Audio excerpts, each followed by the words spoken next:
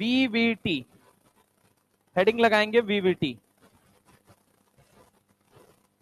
Valence bond theory, valence bond theory, VVT. पहली line लिखेंगे VVT tell us about, VVT tell us about, VVT tell us about the bonding approach of, VVT tell us about the bonding approach of, VVT tell us about the bonding approach of coordination compound, VVT tell us about, VVT tell us about the bonding approach of coordination compound. पहली बात तो ये VVT हमें क्या बताती है, bonding approach बताती है, किसमें, कोऑर्डिनेशन कंपाउंड में। दूसरी बात लिखो, according to VVT, according to VVT carbon and nitrogen donor, according to VVT carbon and nitrogen donor are considered as, carbon and nitrogen donor are considered as strong ligand, are considered as strong ligand।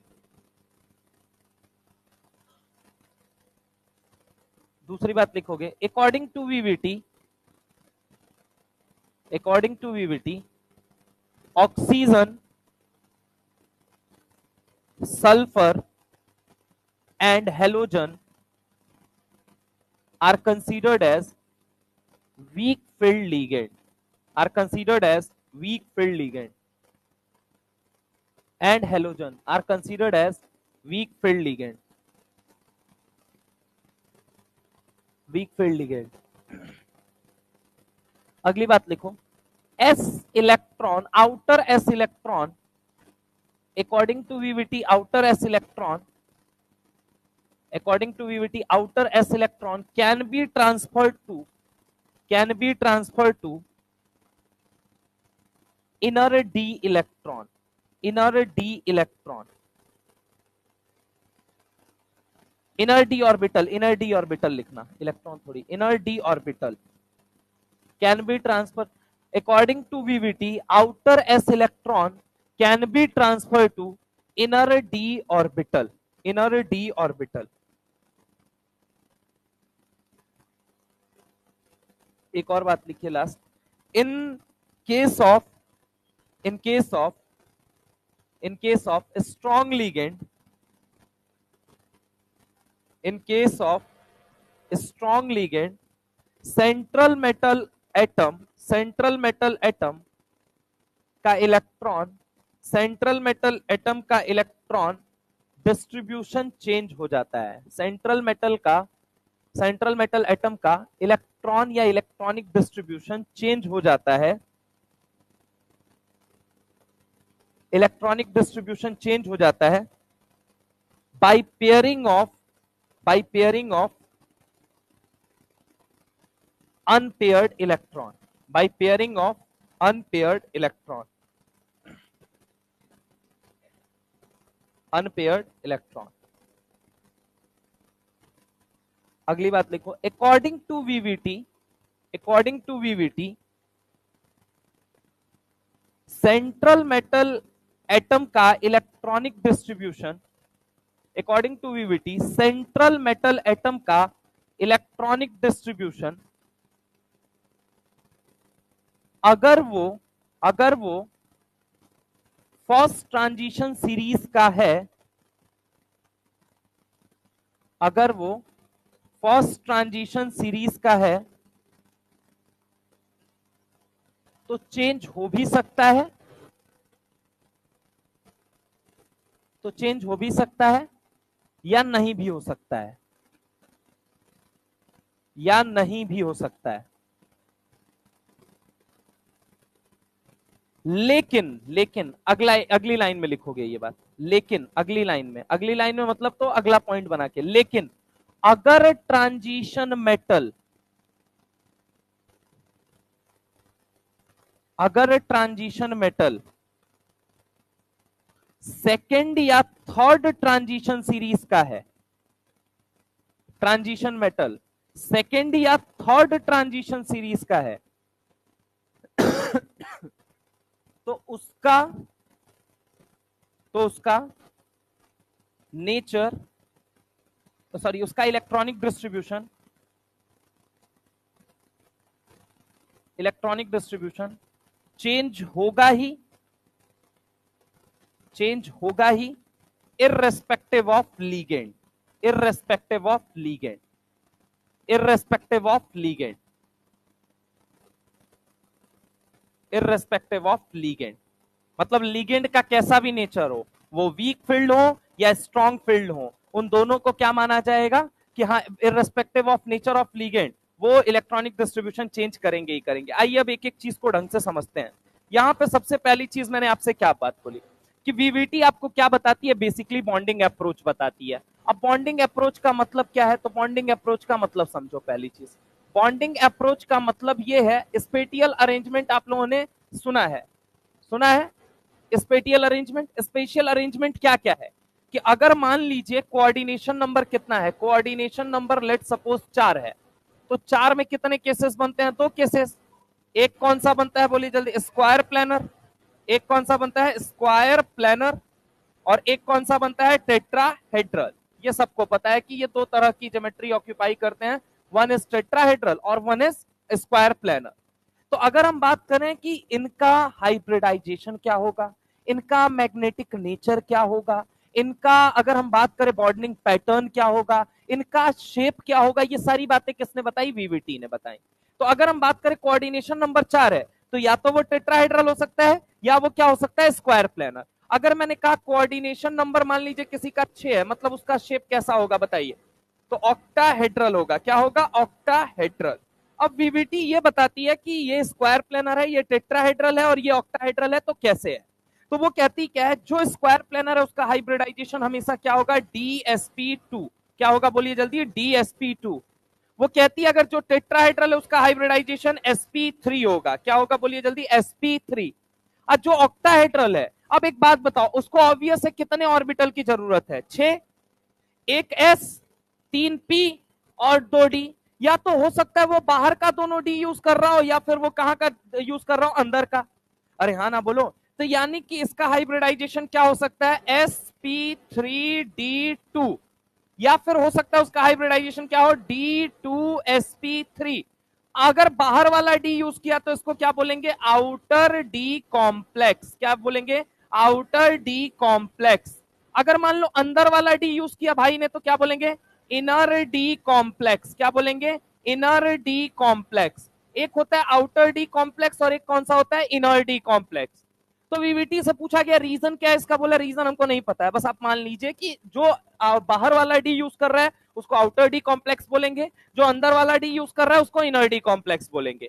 अब एक बात बताओ, 4 आपको bond बनाने हैं, तो आपको एक डी चाहिए था, अंदर वाला डी मिल गया तो सोने पे सुहागा। क्योंकि एनर्जी गैप जितना कम होगा बॉन्डिंग उतना स्ट्रांग होगा। क्यों, hybridization is basically what, intermixing of atomic orbital which have nearly same energy. तो अगर हम बात करें अंदर वाला डी मिल गया तो बहुत अच्छी बात है, नहीं मिला तो हमें क्या यूज करना पड़ता है, बाहर वाला डी। अगर मान लो मैंने कहा इसका हाइब्रिडाइजेशन क्या हो सकता है, DsP2। क्या sp2d हो सकता है, तो जवाब है नहीं। क्योंकि 4 बॉन्ड बनाने के लिए पहले s खत्म करो, तीनों p खत्म करो, फिर जाके आप क्या खत्म करोगे, d। लेकिन 6 बॉन्ड बनाने के लिए 1d 2d 1s 3p, 3 1 4 2 6, या फिर 1s 3p आगे वाला 2d, यानी कि 1s 3p 2d 3 1 4 2 6। 6 बॉन्ड बनाना है तो 6 प्योर ऑर्बिटल चाहिए, 4 बॉन्ड बनाना है तो 4 प्योर ऑर्बिटल चाहिए। अब 4 प्योर ऑर्बिटल क्या हो सकते हैं, 1d 2p और 1s। लेकिन 1s 2p और 1d नहीं हो सकता कभी भी।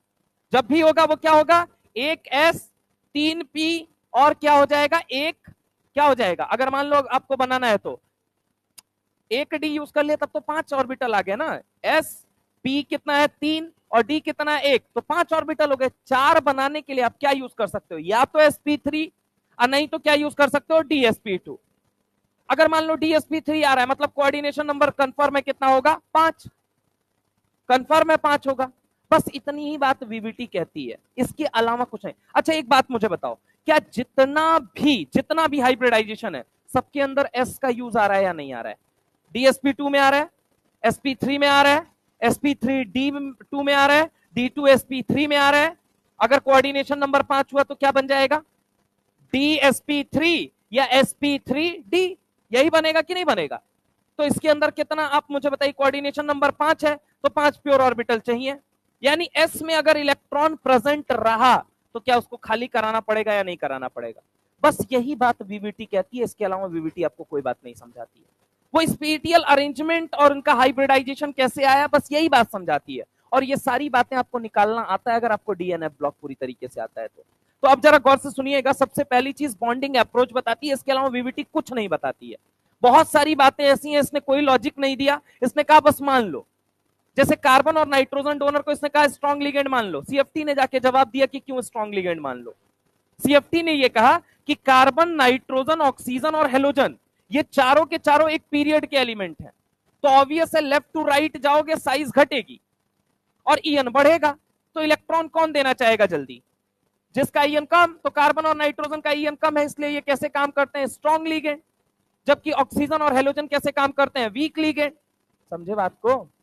तो बस वीवीटी ने नहीं बताया, उसने बोला बस मान लीजिए कि कार्बन और नाइट्रोजन एक स्ट्रॉन्ग लिगेंड है, ऑक्सीजन और हेलोजन एक स्ट्रॉन्ग लिगेंड है, बस उसने कहा ये बात मान लीजिए। ऑक्सीजन और हेलोजन कैसे लिगेंड है, वीक लिगेंड। कार्बन और नाइट्रोजन कैसे लिगेंड है, स्ट्रॉन्ग लिगेंड। लॉजिक क्या है नहीं पता है, लॉजिक कहां से निकल के आता है, ईएन से, कि भैया देखो लेफ्ट टू राइट जाओगे ईएन बढ़ेगा, इलेक्ट्रॉन देने की टेंडेंसी घटेगी, जिसकी टेंडेंसी कम इलेक्ट्रॉन देने की वो पुअर लिगेंड है, और जिसकी टेंडेंसी अच्छी है वो स्ट्रॉन्ग लिगेंड है। वीवीटी ने लेकिन ये बात आपको नहीं बताया, वीवीटी ने कुछ नहीं किया है, वीवीटी ने सिंपल बॉन्डिंग पैटर्न को समझा दिया, इसके अलावा वीवीटी का कोई ऐसा रोल ही नहीं है। वीवीटी ने बॉन्डिंग पैटर्न के लिए जो हथकंडे वो अपना सकते थे उन्होंने सब अपनाए। उन्होंने बोला एस खाली कराना पड़ेगा, करा दो, कोई दिक्कत नहीं है। ऑक्टेट को एक्सपांड करना पड़ेगा, इलेक्ट्रॉन को एक्साइट करना पड़ेगा, करा दो, कोई बात नहीं। उन्होंने सिर्फ बॉन्डिंग अप्रोच के बारे में आपको समझाया, इसके अलावा उन्होंने कुछ नहीं किया आपके जीवन में। तो वीवीटी के बारे में अगर हम बात करें तो स्टार्ट करिए सबसे पहली चीज, वीवीटी में एक एक चीज करके। जैसे मैं तुमसे यहाँ पे बहुत सारे एग्जाम्पल्स लिखे हुए हैं, अब इनके अंदर निकालना है आपको, ठीक है, कुछ नहीं करना है आपको, पीछे की चीजें आती हैं आप निकाल लेंगे आराम से। -6, बाहर कितना दिख रहा है, -4, कितना आ गया, +2। आयरन कितने में है बताइए जरा, +2। +2 का मतलब क्या हो गया, इसका कन्फ्यूग्रेशन कितना बनेगा, AR। AR के आगे क्या लिख दोगे, 3D6 4S0 4P0 4D0, ये सब 0 है, अरे है या नहीं है। अब अगर मैं बात करूं डी के अंदर, देखिएगा ये देखो ये कितना है डी के अंदर, ये ऑर्बिटल है, ये देखो 1 2 3 4 5, 1 2 3 4 5 और ये 6। अब जरा गौर से मेरी बात को सुनना, एस यहां पे खाली है, पी यहां पे खाली है, अब यहां पे डी भी क्या है, पूरी तरीके से खाली है, ठीक है, 1 2 3 4 और ये 5, ठीक है। अब ढंग से सुनना, कितने साइनाइड को जोड़ना है, 6। कितने साइनाइड को जोड़ना है, 6।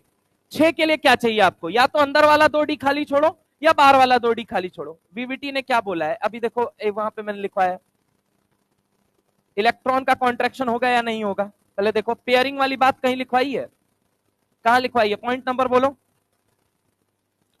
इन केस ऑफ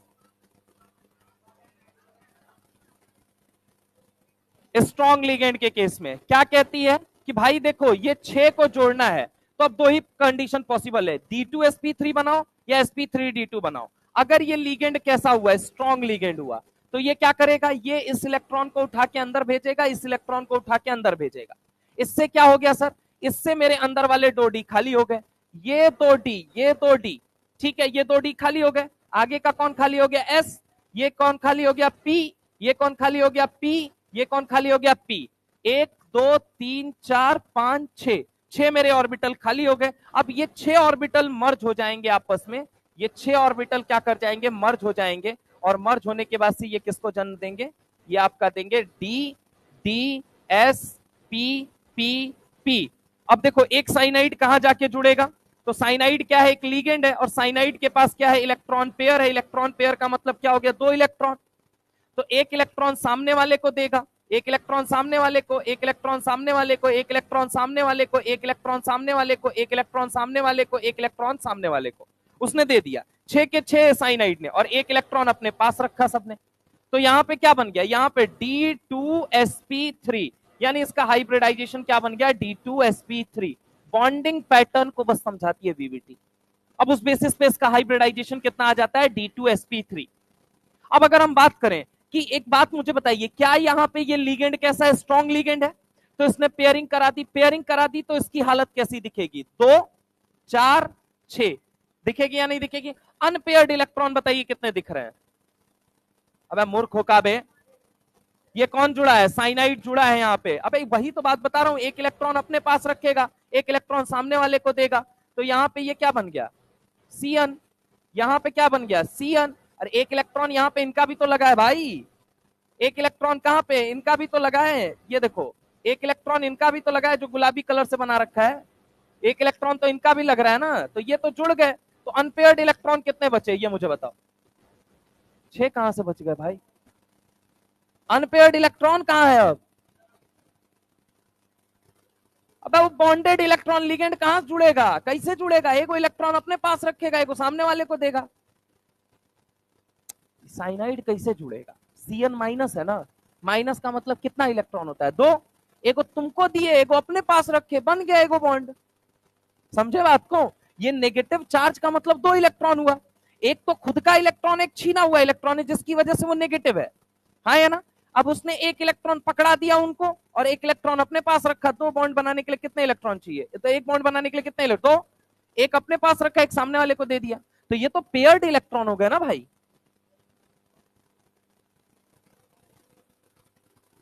डब्बा मतलब क्या समझते हो, ऑर्बिटल, ऑर्बिटल में के को इलेक्ट्रॉन रहेगा,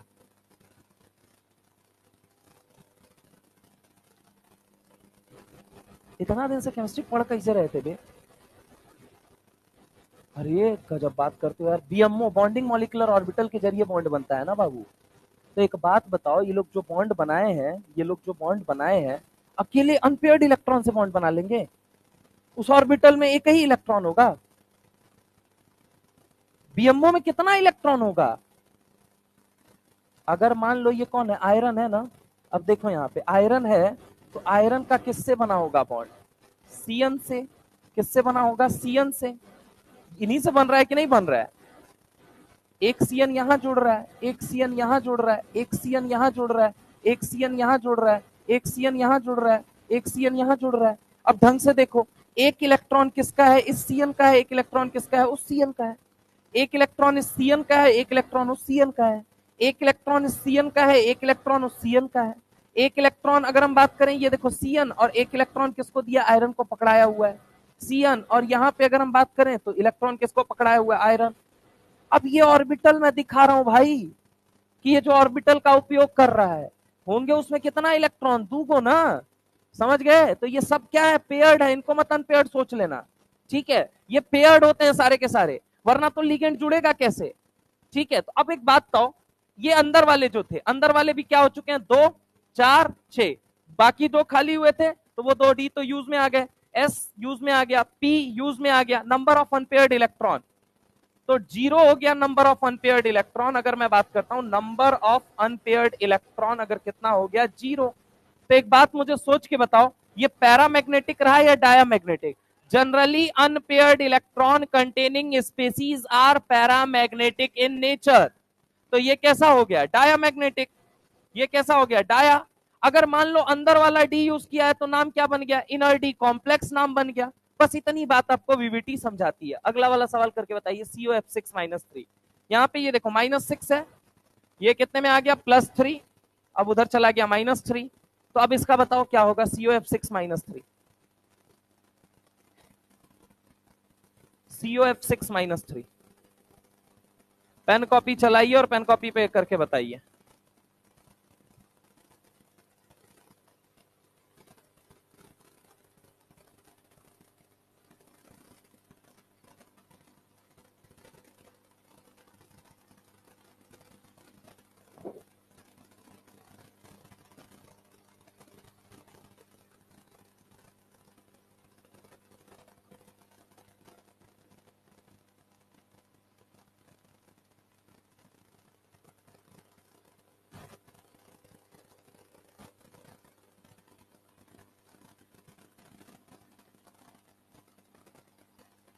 क्या बनेगा, हाँ बताइए, CO+3 में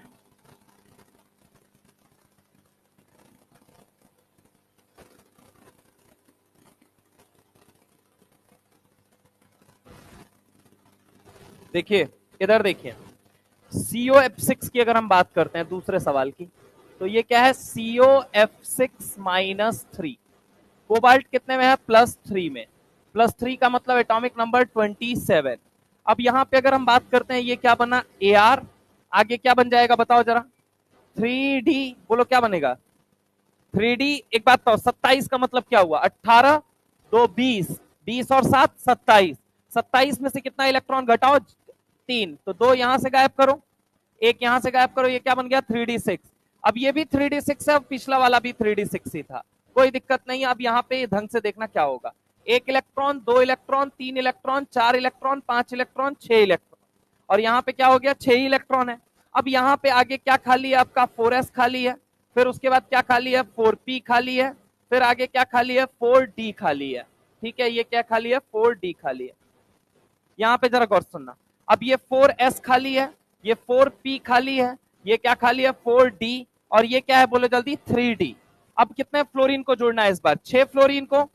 6 फ्लोरीन को जोड़ने का मतलब क्या है, क्या ये पेयरिंग करा पाएंगे या नहीं करा पाएंगे, तो जवाब है इस बार ये पेयरिंग नहीं करा पाएंगे। लिख देखो उसमें लिखा हुआ है, फर्स्ट ट्रांजिशन सीरीज का अगर वो एलिमेंट है तो उस कंडीशन में ये पेयरिंग नहीं करा पाएंगे। क्यों, क्योंकि ये कैसे लिगेंड है, वीक लिगेंड। तो यहाँ पे वीक लिगेंड है, इसलिए क्या होगा, नो पेयरिंग। यहाँ पे अगर हम बात करें नो पेयरिंग, हाँ इसकी जगह अगर मान लो कौन से पीरियड का एलिमेंट होता, थर्ड का होता, सेकंड का होता, तो वहां हो जाती आराम से, भले ही वीक लिगेंड था तो क्या हुआ, वहां पे पेयरिंग हो जाती, यहाँ पेयरिंग नहीं होगी। तो नो पेयरिंग होने की वजह से अब बताइए यहाँ पे हाइब्रिडाइजेशन क्या बनेगा। तो हाइब्रिडाइजेशन सर 6 ऑर्बिटल यूज करने हैं, एक s उठा लीजिए और यहां से 2d उठा लीजिए, ठीक है। तो ये क्या बन गया आपका, sp3d2। तो इसका हाइब्रिडाइजेशन क्या हो जाएगा, sp3d2। अब इनर डी है आउटर डी है ये बता दो, आउटर डी कॉम्प्लेक्स। कैसा कॉम्प्लेक्स है ये, आउटर डी कॉम्प्लेक्स। अच्छा एक बात मुझे बताओ, यहाँ पे अनपेयर्ड इलेक्ट्रॉन अब कितने आपको दिख रहे हैं, अब 4 दिख रहे हैं, कितने दिख रहे हैं, 4। तो अगर म्यू की वैल्यू बोलूं तो कितना हो जाएगा, 4.90, यानी कि ये कैसा हो जाएगा, पैरामैग्नेटिक। कैसा हो जाएगा, पैरामैग्नेटिक। यही बात हमको समझाती है कौन, वीवीटी। अगला सवाल करके बताओ, ये है इरिडियम F6-3।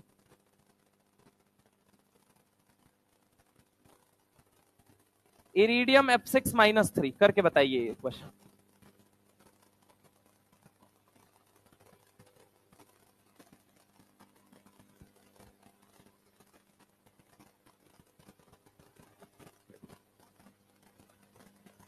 सीटी में नंबर आएगा ना,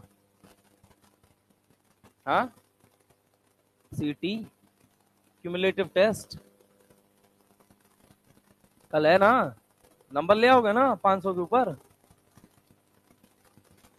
हाँ हम ही बता दें, नहीं हम नहीं बताएंगे, छोड़ो उसका।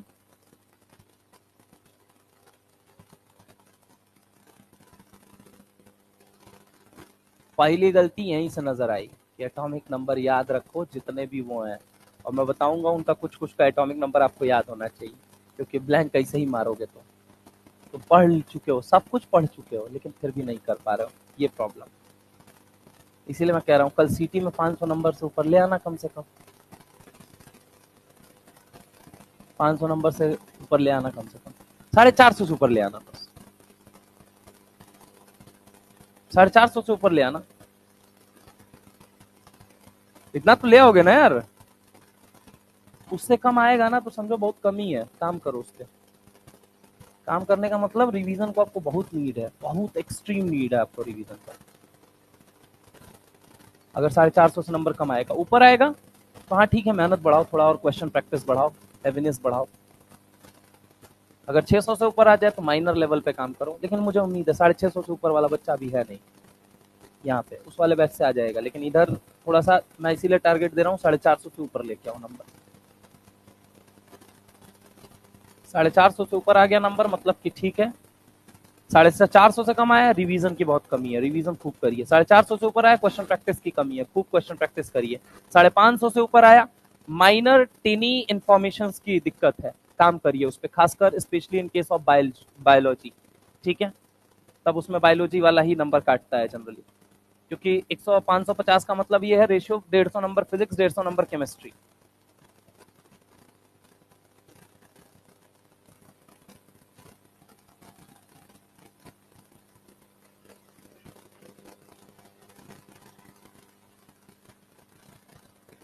हाँ?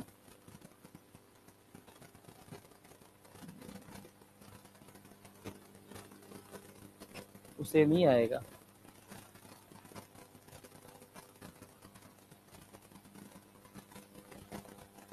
बताइए आंसर क्या होगा?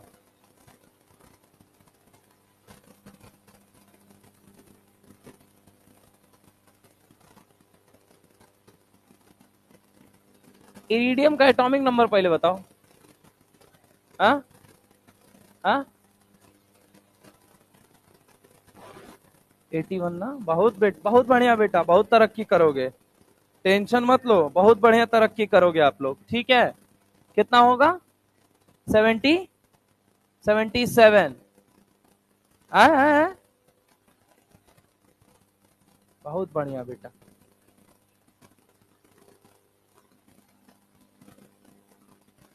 कितना होगा? अरे यार कोरोना इधर आओ, इधर है ये। तो कोरोना कहाँ पे है? जिंक के पहले कौन है? कॉपर। कॉपर के पहले कौन है? निकल। निकल के पहले कौन है? कोबाल्ट। यानी 3 एलिमेंट पहले छोड़ के आओ। तो यहाँ पे कौन हो जाएगा? नहीं पढ़ोगे तो पिटोगे। कुछ आगे आओ। जिंदगी कबाड़ा हो गई। हो गई का एटॉमिक नंबर 80, 79, 78, 77, 77।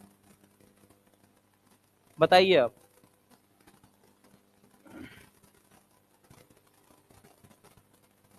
क्या होगा? क्या पेयर? इधर आओ, देखो भाई, यहाँ पे देखो। तीसरा तीसरा सवाल ये है कि आपको दे दिया क्या? इरीडियम। आपको क्या दे दिया? Iridium F6-3। अब देखो यहाँ पे यही दिया है, इरीडियम F6-3। यस। अगर हम बात करें इस पे चार्ज कितना आ गया? +3। 77 होता है एटॉमिक नंबर किसका? इरीडियम का। यही होता है ना, कि और कुछ होगा?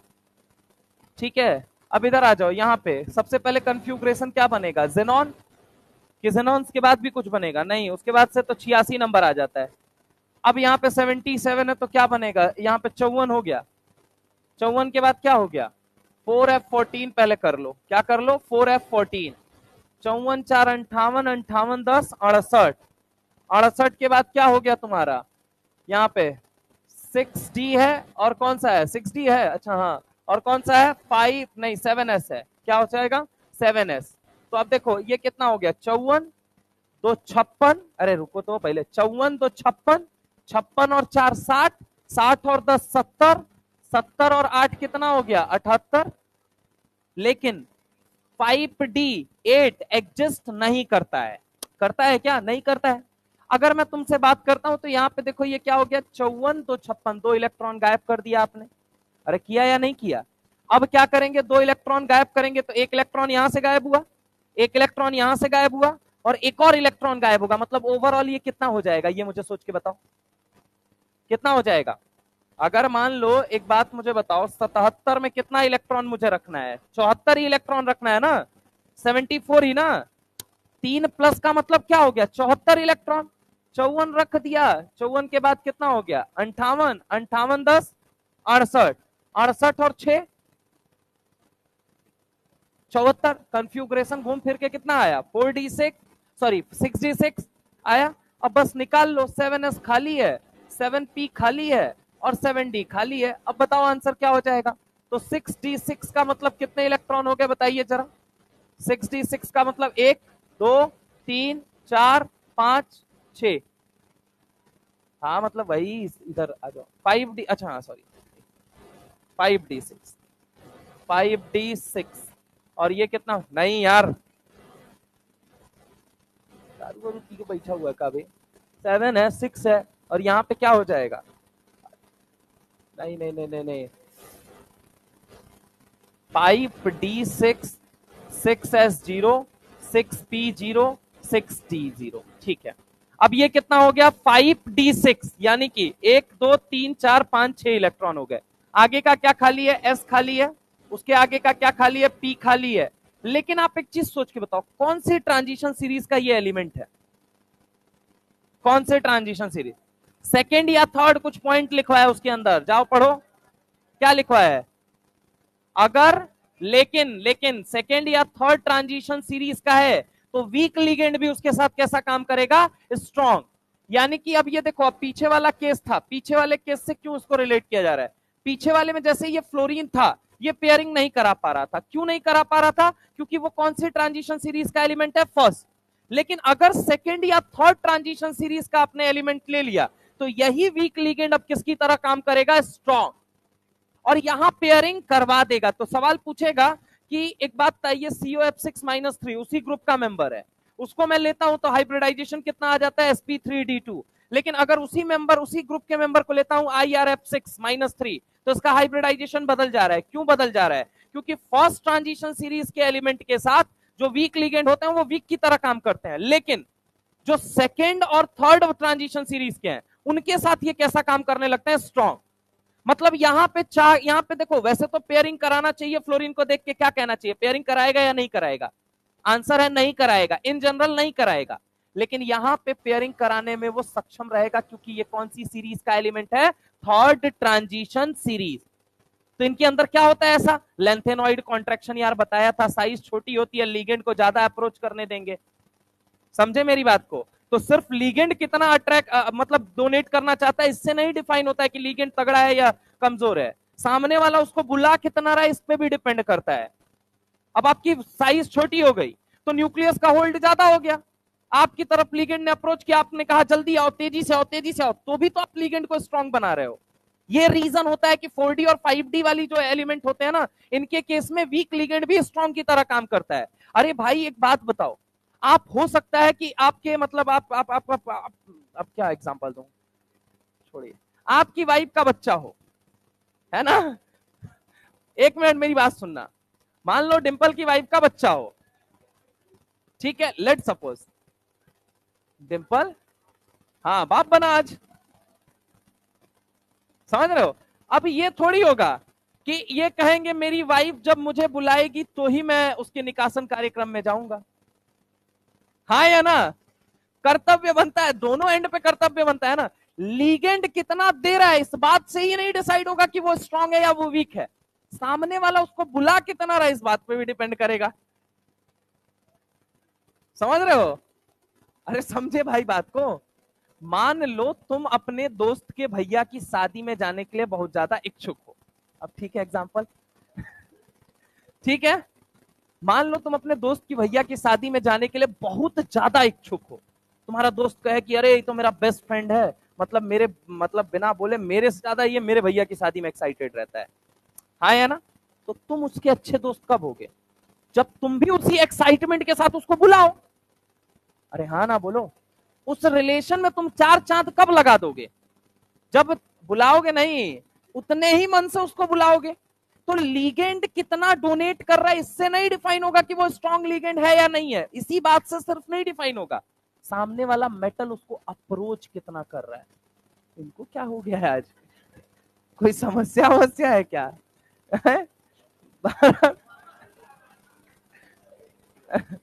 दो बार उठ के अभी तक जा चुके यार।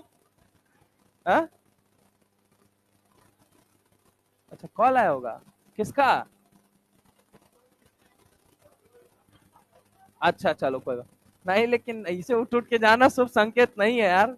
समझ रहे हो? इधर मेरी बात सुनो, अगर मैं तुमसे बात करता हूं, पहली चीज कि लीगेंड सिर्फ इस बात से नहीं निर्धारित होता कि वो स्ट्रॉन्ग लीगेंड है, कि वो डोनेट कितना कर रहा है। लीगेंड इस बात से भी निर्धारित होगा सामने वाला आपको बुला कितना रहा है।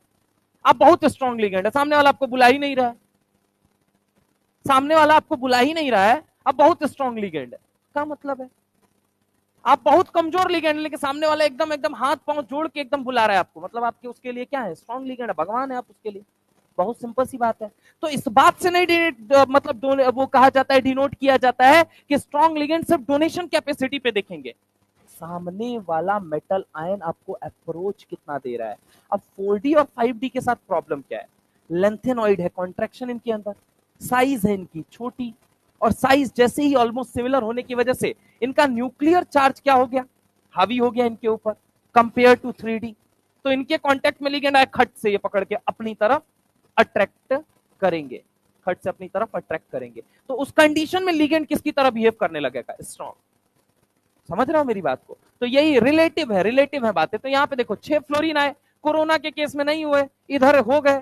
ठीक है, कोरोना इधर आओ, कोरोना इधर आओ, CO R H then I R है। तो अब आई आर के केस में क्या हो गया?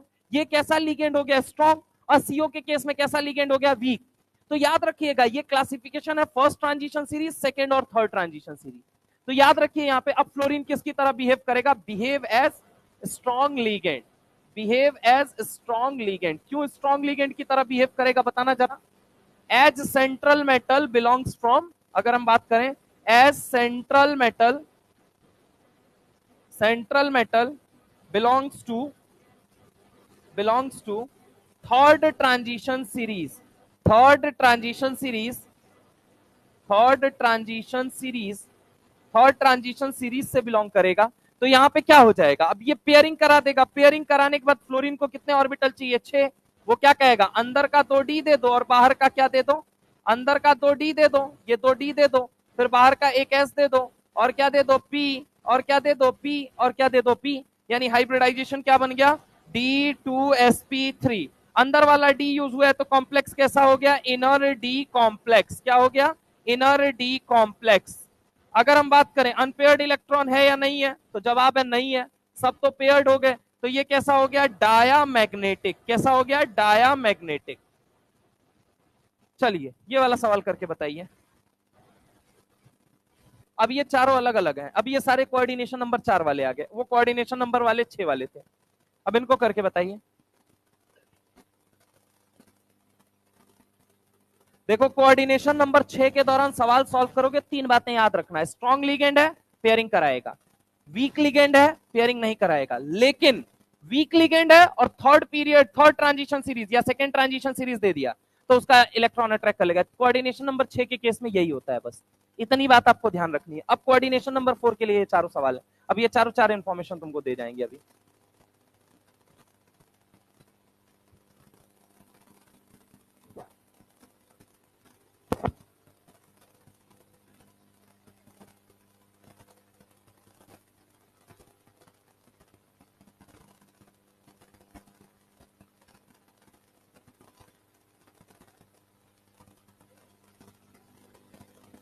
लिगेंड, हाँ, इर्रिस्पेक्टिव ऑफ लिगेंड, लिगेंड कैसा भी है, चाहे वो वीक है चाहे वो स्ट्रांग है, लेकिन इलेक्ट्रॉनिक डिस्ट्रीब्यूशन चेंज होगा। हाँ, पेयरिंग होगा या नहीं होगा ये बात नहीं कह सकते। Electronic distribution is another thing, उसके अंदर पेयरिंग एक पार्ट होता है। ठीक है,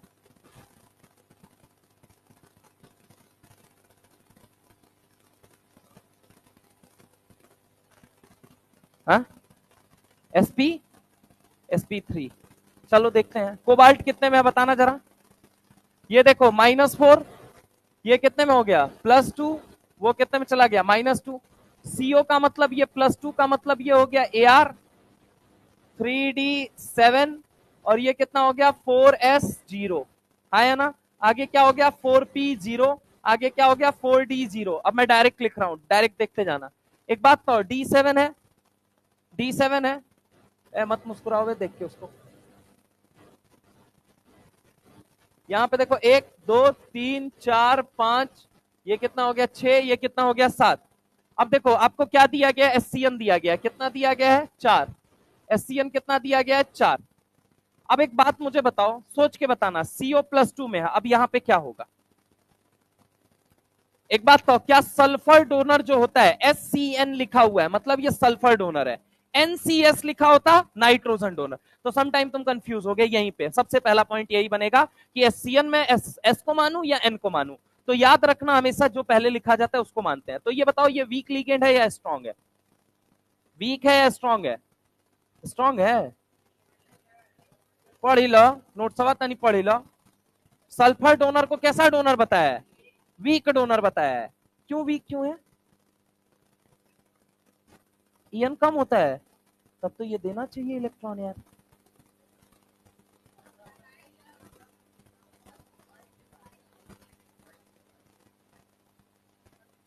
अच्छा, साइज भी बड़ा है। हाँ, ईएन 2.5 है, कार्बन के बराबर।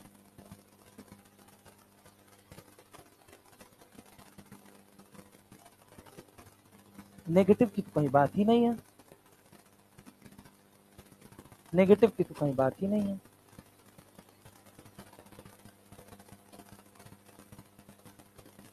तब कहां से ये वीक है?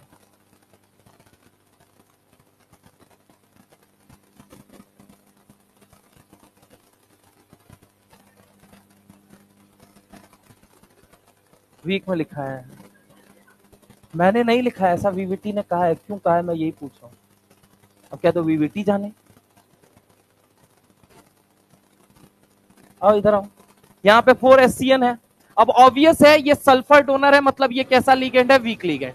अच्छा ये कौन सी सीरीज का एलिमेंट है? Second, first transition series. तो क्या पेयरिंग करा सकता है? नहीं करा सकता चाह के भी। तो अब क्या यूज करना पड़ेगा? एक एस आगे वाला क्या यूज करना पड़ेगा? इसको आगे वाला इसको काम में लेना पड़ेगा, एस और पी। अब बताओ 4 लोगों को जोड़ने के लिए कितने एस कितने पी, कितने लोग रिक्वायर्ड है? 1 S 3 P। हाइब्रिडाइजेशन क्या बन गया? sp3। क्या ये डी कॉम्प्लेक्स है? नहीं। ये बताओ ये कैसा दिखेगा? टेट्राहेड्रल। कैसा दिखेगा? टेट्राहेड्रल। कैसा दिखेगा बोलो जल्दी? टेट्राहेड्रल। अब इसके अलावा मुझे बताओ कि ये डायामैग्नेटिक या पैरामैग्नेटिक? देखो कितने अनपेयर्ड इलेक्ट्रॉन, 1 2 3। तो 3 पॉइंट कितना हो जाएगा? 87। म्यू की वैल्यू कितनी आएगी? 3.87। म्यू इज इक्वल टू आ जाएगा 3.87, यानी कि ये कैसा हो गया? पैरामैग्नेटिक हो गया। चलिए अगला सवाल करके बताइए। NiCN4 का -2 करके बताओ। अगला करो, अगर हो चुका है तो ये अगला करो फिर। ये बताइए।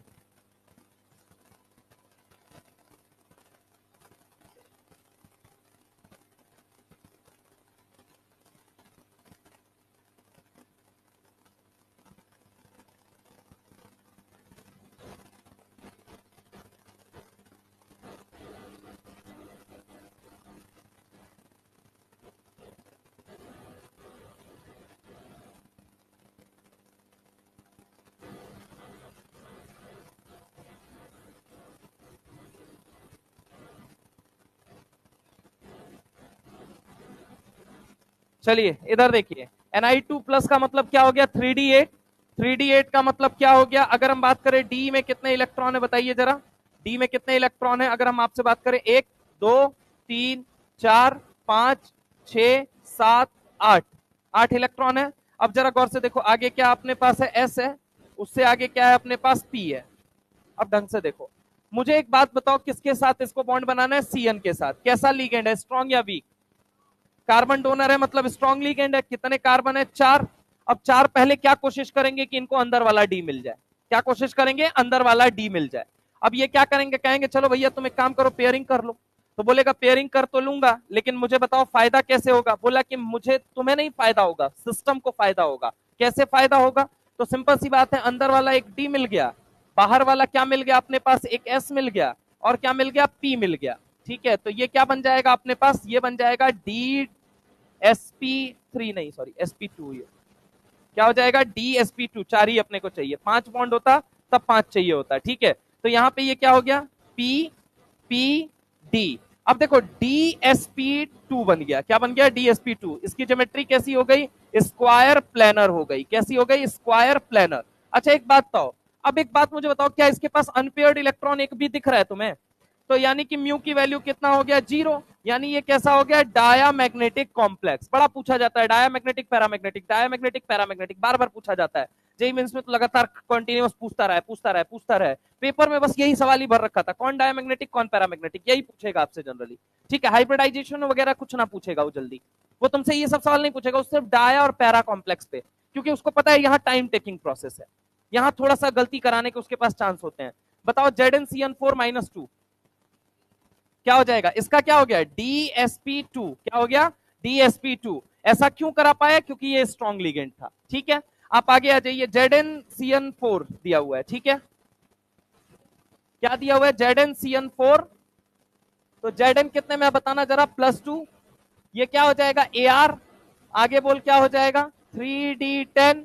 अब D10 है, अब इसको क्या करोगे? अब इसको तुम छेड़ ही नहीं सकते हो। यहाँ पे ये क्या हो गया? 4s0। ये क्या हो गया? 4p0। ये क्या हो गया? 4d0। इसीलिए कहा जाता है Zn+2 में जब भी होता है हमेशा क्या बनाता है? टेट्राहेड्रल बनाता है। क्या बनाता है? टेट्राहेड्रल। जब D10 है तो D खाली है ही नहीं, कोई पेयरिंग की बात ही नहीं करेंगे अपन।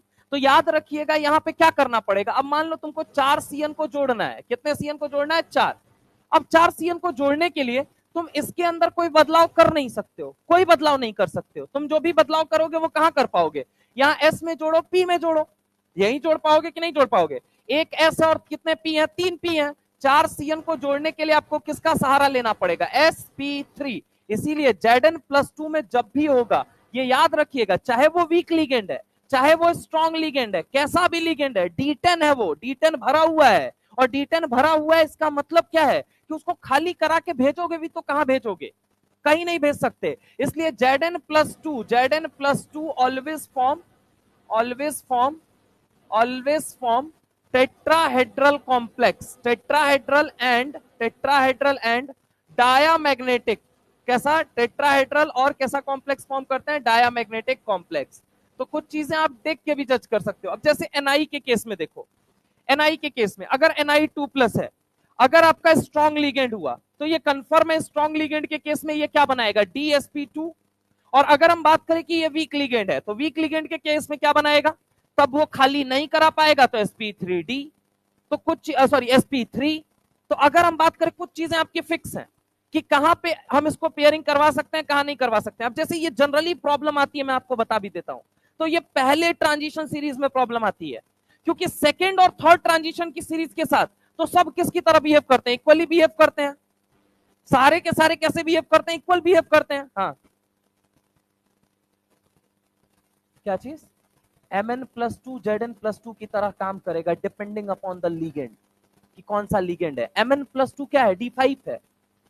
NH3 के साथ, NH3 एक स्ट्रॉन्ग लिगेंड है लेकिन उसके साथ नहीं काम कर पाता है और उसके साथ कर जाता है, डिपेंडिंग अपॉन द लिगेंड। मैं वही बात कह रहा हूं, फर्स्ट ट्रांजिशन सीरीज के जो एलिमेंट है, ये बार बार जो प्रॉब्लम आएगी सिर्फ फर्स्ट वालों के साथ आएगी। सेकेंड और थर्ड के केस में कॉमन है बातें।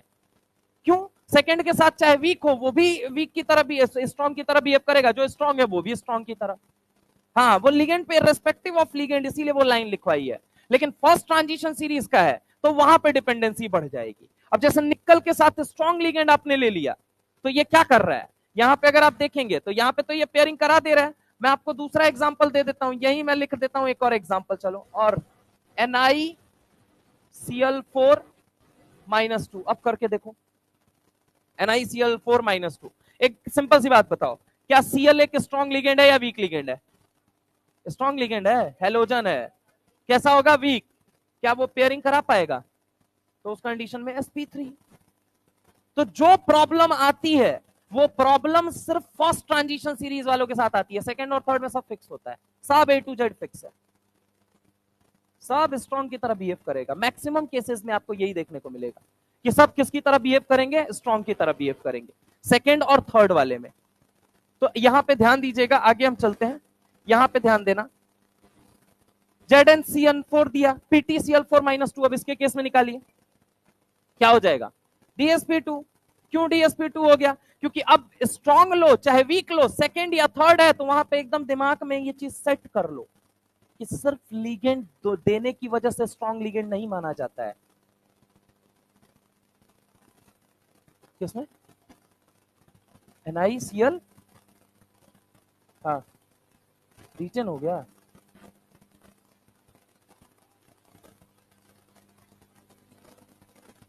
-4 + 2 D10 कहां से हो गया?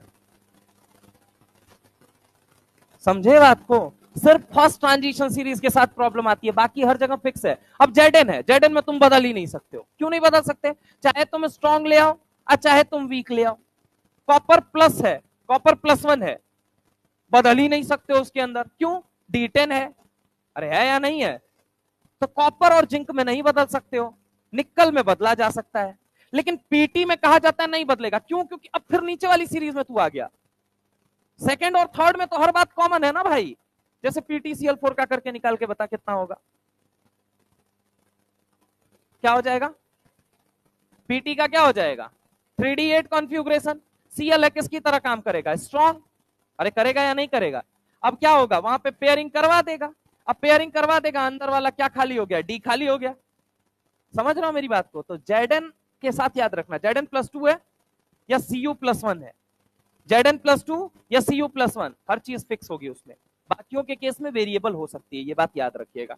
आगे अगर हम बात करते हैं, चलिए इस सवाल को करके बताइए। अब न्यूट्रल वाले करते हैं, पहले 6 वाले फिर 4 वालों में क्या बात आपको याद रखनी थी, अब न्यूट्रल वालों में ये करके बताइए। CRO CR CO6,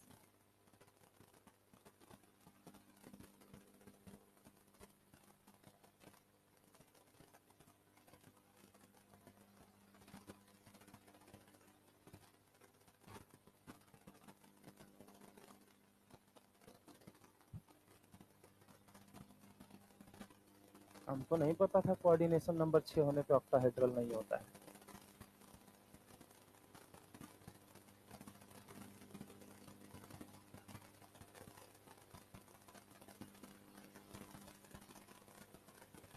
करिए फटाफट।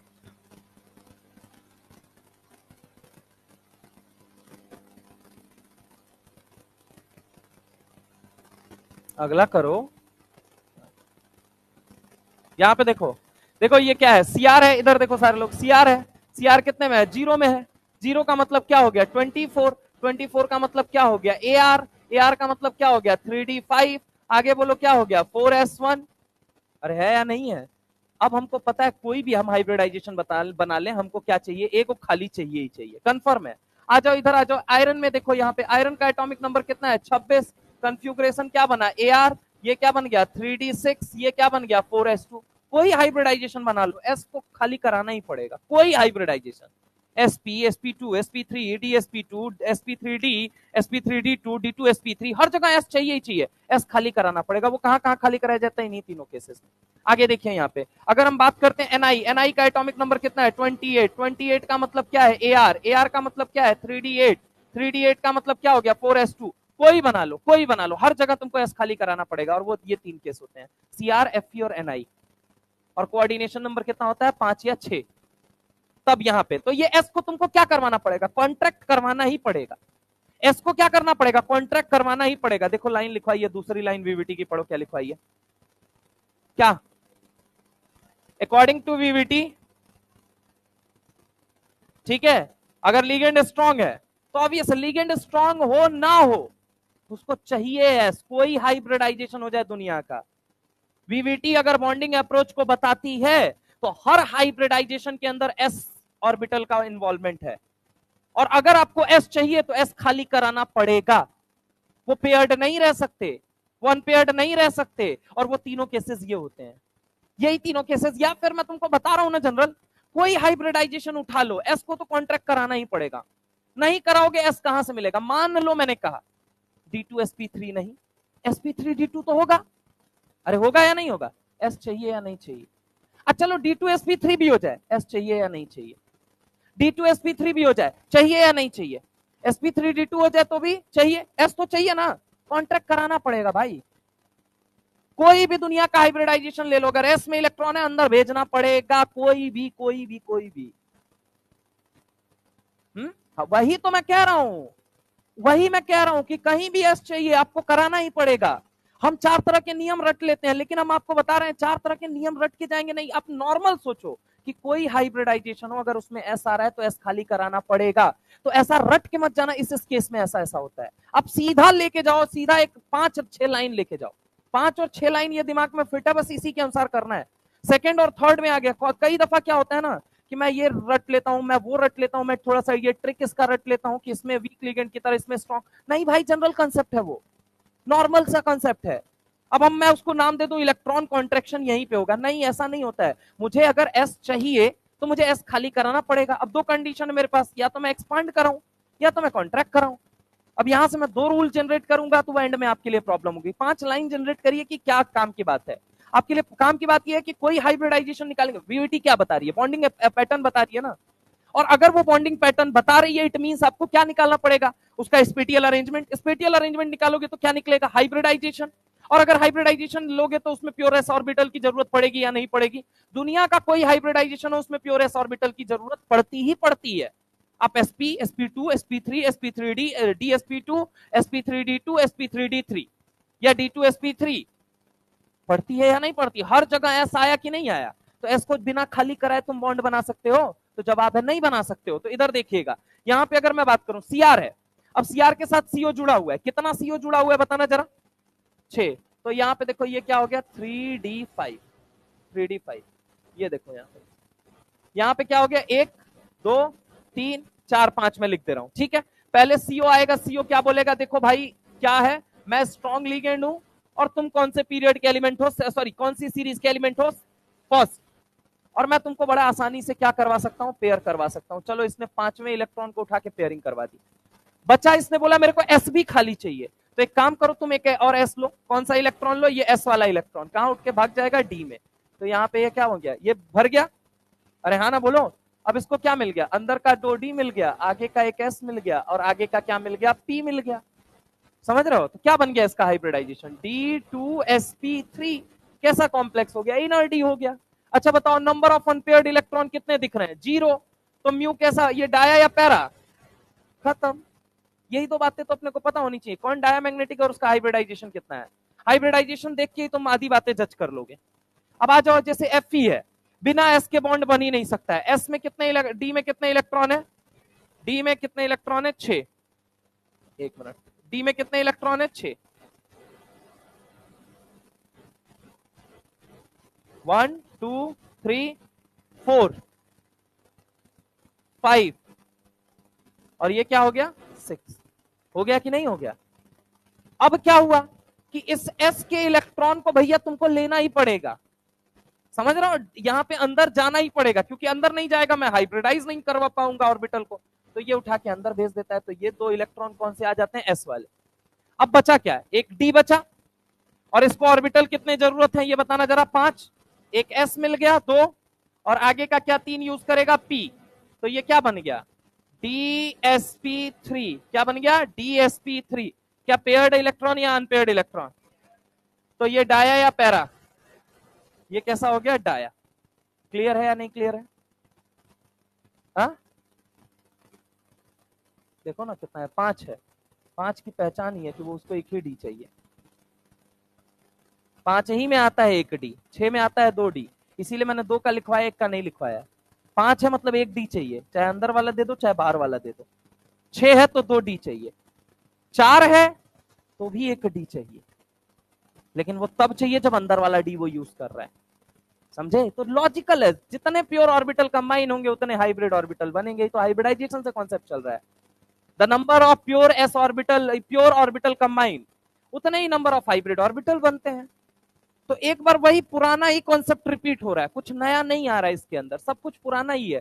वो बात जानते हो तो ये बात, 4 बॉन्ड बनाने के लिए 4 हाइब्रिड ऑर्बिटल की जरूरत है। अब मैं क्या यूज कर सकता हूँ, DsP2 यूज कर लूं या sp3 यूज कर लूं, इसके अलावा यूज नहीं कर सकता मैं। क्यों? अंदर वाला एक डी और बाहर वाला एक डी नहीं ले सकते हो। बात ये है ना कि मान लो बहुत बड़े डॉक्टर बन गए, बीवी आपको आके बोली या फिर आपके हस्बैंड आके बोले क्या कि हमको बेबी ना 9th वाला फ्लोर भी दो और 2nd वाला फ्लोर भी दो, तो बहुत बढ़िया खरीद लोगे। अब उन्होंने कहा 2nd से लेकर 9th तक पूरा खरीदो अगले साल, आपने खरीद भी लिया। अब आपसे क्या कह रहे हैं, बेबी एक काम करो 2nd को 9वें से मर्ज करा दो। तो क्या करना, 9वें पे ले जाना बेबी को और धक्का देना पहले। समझ रहे हो? अगर वो आज ऐसी बातें कर रहे हैं मतलब आगे बहुत टेढ़ी मेढ़ी बातें करने वाले हैं, जीवन तहस नहस हो जाएगा आपका। अबे 2nd को 3rd से मर्ज कराना आसान होता है, और तुम कह रहे हो 2nd को 9 से मर्ज कराओ, क्या बिल्डिंग में तोड़ दें हम? एनर्जी गैप नाम की भी कोई चीज होती है, एक अंदर वाला डी मैं यूज कर लेता हूं, एक बाहर वाला मैं डी यूज कर लेता हूं, नहीं यूज कर सकते आप, एनर्जी गैप बहुत ज्यादा होगा भाई। समझे बात को? तो इसलिए यहां पे देखिए ये क्या है, एनआई है, एनआई के केस में क्या है, अब 3D क्या बन चुका है, 8। 1 2 3 4, ये 5, ये 6, ये 7, ये 8। अब एस को क्या करना पड़ेगा, ऑब्वियस है अंदर भेजना पड़ेगा। क्यों? क्योंकि मुझे एस खाली चाहिए ही चाहिए। तो ये क्या हो गया, बाहर का क्या खाली हो गया, एक एस। कितने लोगों को जोड़ना है, 4। तो अब क्या चाहिए मुझे, 3p। तो ये क्या हो गया, यहाँ पे CO का मतलब 4, एक S, एक P, एक P, एक P, ये क्या बन गया, sp3। कितने अनपेयर्ड इलेक्ट्रॉन दिख रहे हैं, सन्नाटा। तो यहाँ पे ये कैसा हो गया, डायमैग्नेटिक कॉम्प्लेक्स। हाँ कुछ बोल रहे थे, बोलो। हाँ हाँ हाँ हाँ, sp3d लिख सकते हैं, तो आउटर डी कॉम्प्लेक्स बन जाएगा वो। कैसे बना सकते हो, वीक लिगेंड होगा तब ना बनाओगे, स्ट्रॉन्ग लिगेंड के केस में भी है, तो अंतर क्या रह गया फिर? अगर वहां पे मैं अगर वीक लिगेंड लूंगा तो आप sp3d लिख सकते हैं, अदरवाइज वैसा नहीं लिख सकते हैं कि dsp3। dsp3 ये बताता है टेक्निकली कि अंदर वाला डी यूज किया गया है, sp3d ये बताता है कि आउटर वाला डी यूज किया है। ठीक है, हाँ आप निकालो अब कैसा होगा, 5 का बता नहीं रखा है। ट्राइगोनल बाई पिरामिडल, ये बताया तो FeCO5 यही उसमें कार्बोनिल कंपाउंड में Mn2CO10। नीट ओवरसीज वाला सवाल 2022 में, भूल गए? रसना बना के पी गए? ये देखो अब अगला केस है, अब इनका करके बताओ। ये दोनों ही अलग केस हैं अपने आप में, अभी इसमें भी आपको लॉजिक समझ में आ जाएगा क्या लॉजिक है।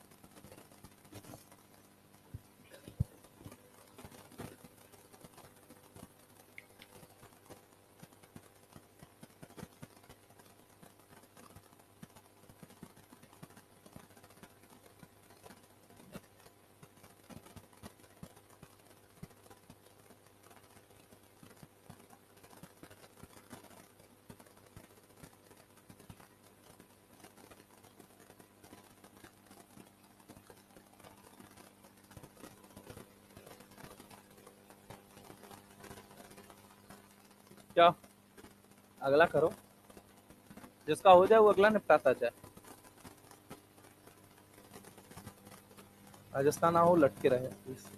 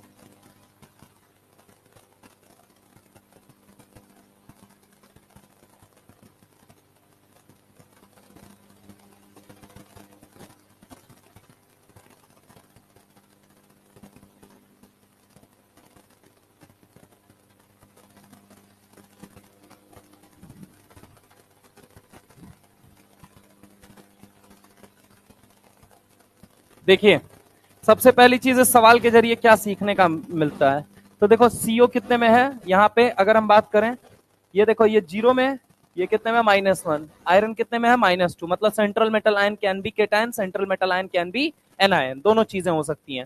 अब देखो CO -1 का मतलब क्या हुआ, एटॉमिक नंबर कितना है 27, 27 का मतलब हो गया ये AR, ये क्या हो गया बोलो जल्दी, CO -1 का मतलब क्या हो गया 3D8।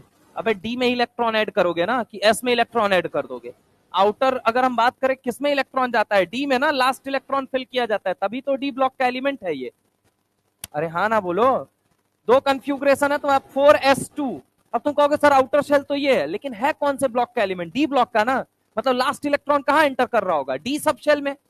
तो अगर कोई माइनस आया है इसका मतलब वो कहां ऐड होगा, डी में। तो अब एक बात तो डी है तो ये क्या बन गया 3D8, और ये क्या बन गया 4s2। अब यहाँ पे s क्या है अपना, बिजी है। अब s बिजी है तो मेरे पास दो ऑप्शन है, s को उठा के बाहर फेंक दूं, s को उठा के अंदर फेंक दूं। लेकिन मेरा लीगेंड कैसा लीगेंड है, तगड़ा लीगेंड है, वो क्या बोलेगा कि काम कर अंदर जा तू चुपचाप, पहले पेयरिंग कर तू अंदर जाके। तो ये क्या है 3D8 है, ये क्या है 3D8।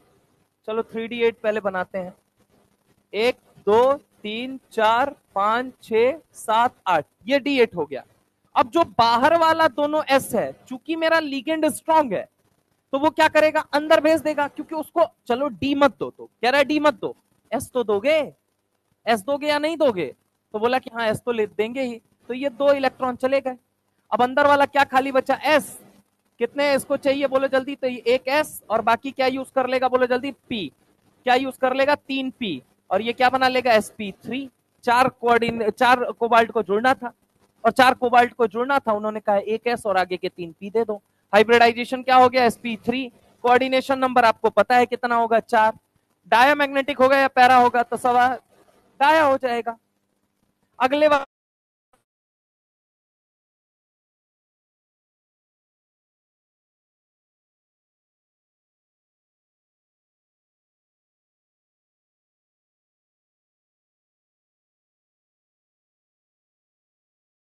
और ये क्या आ रहा है, 4s2 आ रहा है या नहीं आ रहा है, मतलब 3 ही केस में ये कॉन्ट्रैक्शन लग रहा है, जब जब D8 कन्फ्यूग्रेशन आ रहा है, जब जब D8 कन्फ्यूग्रेशन आ रहा है। देखो यहां पे हुआ है एस पूरा, और नहीं तो D8 आया है तो यहां पे हुआ है, और नहीं तो D8 आया है तो यहां पे हुआ है। अब इसको रट लो या तो किनारे रख के, या तो कंसेप्ट समझ जाओ कि भैया कोई हाइब्रिडाइजेशन है उसमें एस चाहिए ही चाहिए आपको। कितनी बातें कैरी करके लेके जाओगे वहां तक। अब मान लो गलती से कोई मिस हुई, तो स्किप हुई, तो सवाल उसी पे आ गया, तो बैठ के फिर बंडा छिलना, समझ रहे हो वहां पे, अच्छा ये वाला याद कर ले, याद मत करो भाई, एस चाहिए ही चाहिए, एस के बिना हाइब्रिडाइजेशन ही नहीं पॉसिबल होगा, वीवीटी थ्योरी फिर ही नहीं बन पाएगी।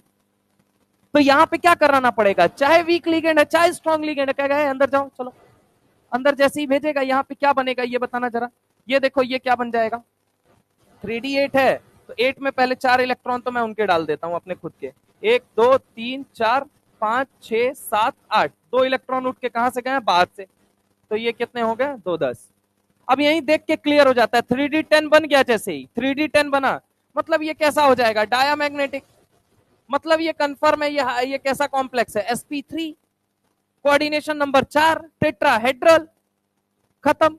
आगे आ जाओ, CuNS3 का होल 4 +2, ये करके बताओ सारे लोग, बताइए CuNS3 का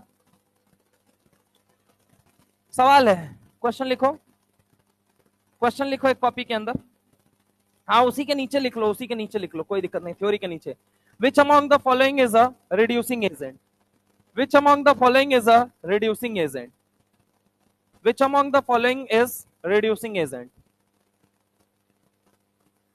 which among the following is reducing agent, which among the following is reducing agent, which among the following is reducing agent, यही चारों ऑप्शन लिखो, इनमें से कौन रिड्यूसिंग एजेंट है, बताइए, फिर गलत जवाब,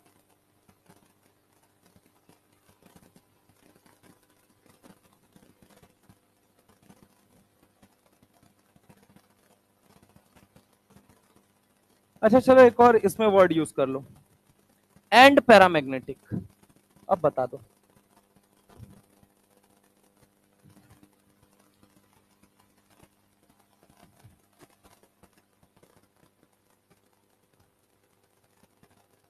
कौन सा आ रहा है, बस ना, आ जाओ इधर आओ, Cu कितने में है बताना जरा, +2, +2 का मतलब कितना हो गया बताना जरा, इधर देखो, Cu दिया, Cu दिया, NH3 दिया, का होल कितना दिया है, 4 या 2, 4 दिया है, NH3 का होल 4 दिया है, NH3 का होल कितना दिया है, 4, और बाहर चार्ज कितना फेंक रखा है, +2, इसका मतलब Cu को कितना बता रखा है, +2, +2 का मतलब कितना हो गया, ये कन्फ्यूग्रेशन Ar, Ar के बाद क्या बन जाएगा, 4s0, ये क्या बन गया, 3d9, अब 4s1 3d10 होता है ओरिजिनल, यही होता है ना, तो यहाँ पे एक इलेक्ट्रॉन गायब कर दिया, यहां से एक इलेक्ट्रॉन गायब कर दिया, अब डी में कितना इलेक्ट्रॉन है, 9,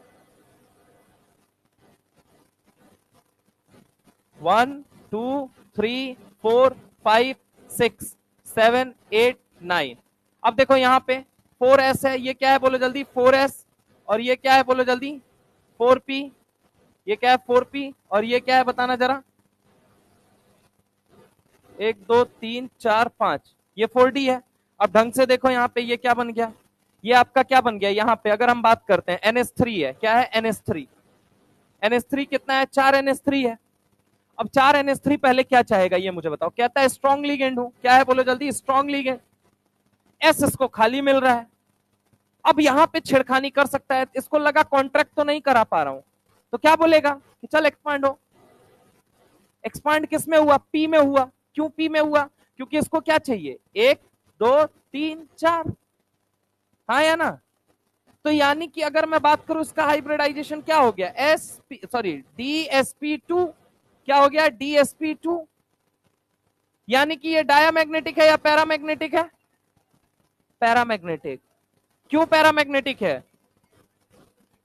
पैरामैग्नेटिक ड्यू टू रीजन पूछेगा तो paramagnetic due to outer p complex, outer p complex की वजह से है, वो लिखेगा paramagnetic due to d complex, paramagnetic due to d electron, paramagnetic due to p electron. तो आंसर क्या जाएगा, paramagnetic due to p electron. किसकी वजह से है, पी इलेक्ट्रॉन, जेईई मेंस में पूछ चुका है। दूसरा अगर हम बात करते हैं, ये मुझे बताइए कि अगर इसका म्यू की वैल्यू पूछी जाए तो कितनी आ जाएगी, 1.73, कितनी आ जाएगी 1.73, बोर्स मैग्नेटॉन में आएगी या नहीं आएगी, कितना आ जाएगी, mu is equal to 1.73 Bohr's magneton. अब एक बात मुझे और बताओ, ये रिड्यूसिंग है या नहीं है, तो जवाब है यस। क्यों, क्योंकि ये कहां इलेक्ट्रॉन चला गया 4p, न्यूक्लियस से इलेक्ट्रॉन पे होल्ड क्या हो गया, कम, निकालना क्या हो गया, आसान। तो एक्ट एज रिड्यूसिंग एजेंट, क्या याद रखेंगे, एक्ट एज रिड्यूसिंग एजेंट।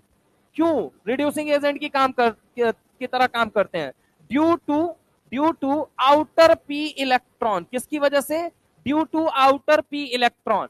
आराम से इनके लिए छोड़ना आसान हो जाएगा, न्यूक्लियस का होल्ड वहां पे कम लग रहा है, तो बड़े आसानी से इलेक्ट्रॉन क्या कर देंगे, डोनेट कर देंगे। समझ में आई मेरी बात।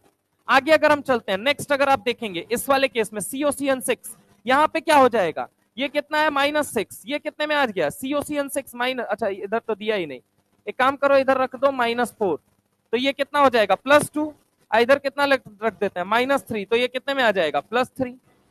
तो -3 अगर +3 में है तो कितने इलेक्ट्रॉन है इसके पास, D6 है, कोई मतलब ही नहीं बनेगा। यहाँ पे एक काम करो, इनको रखो -4 +2, हाँ यार अब करके बताओ, -4 करके बताइए इस केस में।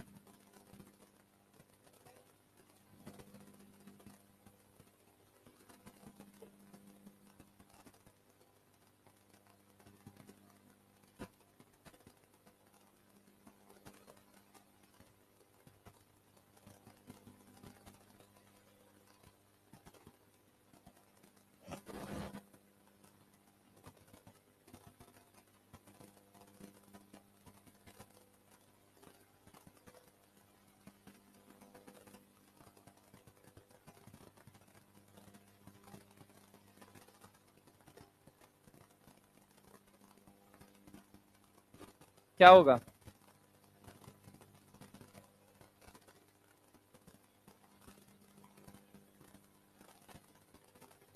अब सवाल फिर पढ़िए और आंसर दीजिए उसका जो मैंने लिखवाया था।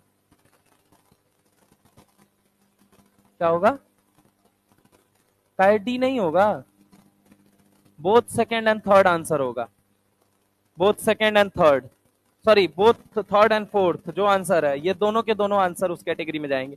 COCN6 में आ जाइए। COCN6 की अगर हम बात करते हैं तो COCN6 के बारे में देखिएगा, COCN का होल 6, ये ब्रैकेट बंद हो गया, ठीक है। अब COCN6 की अगर हम बात करते हैं, ये क्या रहा CuNH3 वाला, और ये क्या रहा आपका COCN6, -6 चार्ज है, मैं कह रहा हूं डब्बे पे कितना चार्ज अभी मैंने डाल रखा है -4, -4 का मतलब कितना हो गया, ये कितने में है +2, +2 का मतलब CO का एटॉमिक नंबर 27, कंफ्यूग्रेशन बनेगा AR, ये क्या बनेगा 3D7, आगे क्या बनेगा 4s0। अब ढंग से देखो, 4p क्या बन जाएगा बताना जरा, 0। 4d क्या बन जाएगा, 0। अब ढंग से देखो, यहाँ पे ये 3d7 है, d7 का मतलब कितने इलेक्ट्रॉन हो गए, बोलिए जल्दी। 1 2 3 4 5 6 7 हो गया या नहीं हो गया? अब बताइए मुझे, आगे अपना क्या खाली है, s खाली है, उससे आगे अपने क्या खाली है, p खाली है, उससे आगे अपना क्या खाली है, d खाली है, ये d खाली है। अब ढंग से देखो, यहाँ पे कितने हैं cn, तो यहाँ पे 6 cn है। 6 cn का मतलब क्या हो गया, यहाँ पे अगर हम बात करें तो ये सबसे पहले क्या करेगा, अंदर वाले 2d खाली करो। चलो इसकी पेयरिंग इसने करा भी दी, लेट सपोज अभी भी एक अनपेयर्ड इलेक्ट्रॉन है, कहां भेजेगा सर, इसको अंदर भेज दो। लेकिन चाहिए इसको कितना ऑर्बिटल, 6। या तो अंदर वाला डी दो या तो बाहर वाला डी।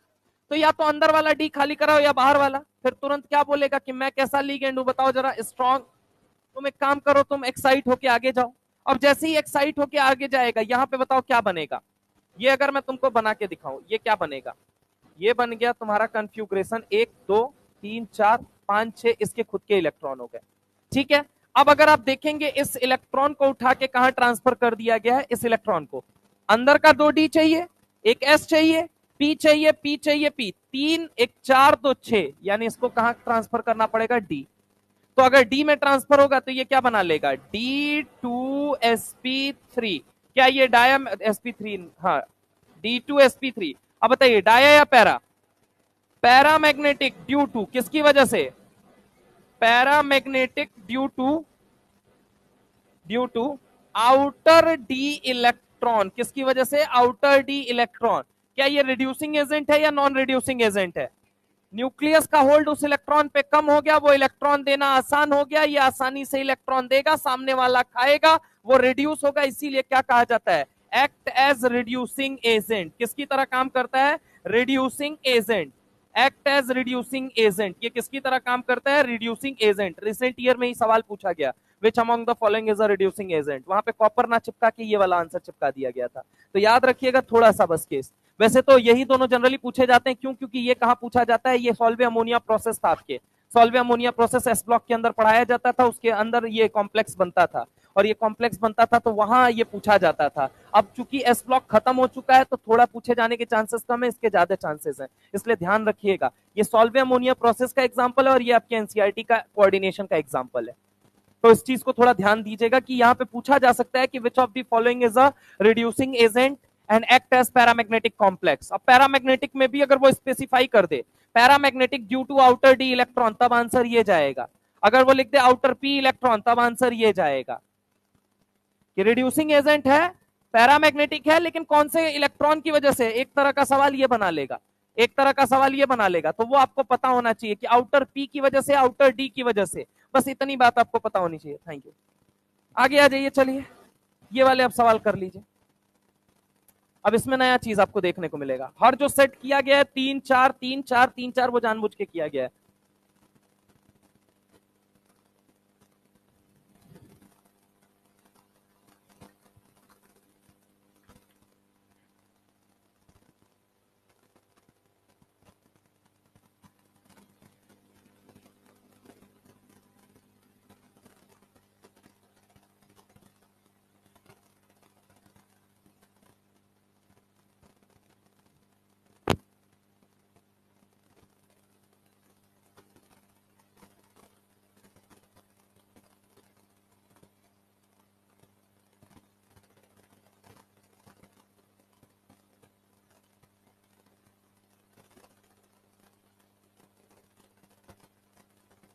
यही तो तुमको जानना है।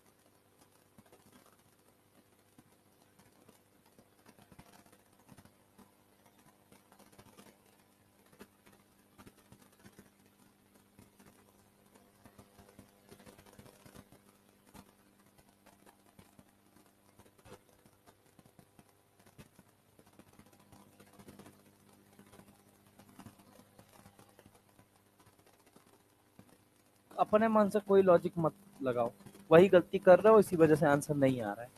अब देखो इधर आओ, यहाँ पे 6 में है, एनआई कितने में आ गया, +2 में। एनआई +2 का मतलब क्या हो गया, +2 का मतलब कन्फ्यूग्रेशन बन गया क्या आपका।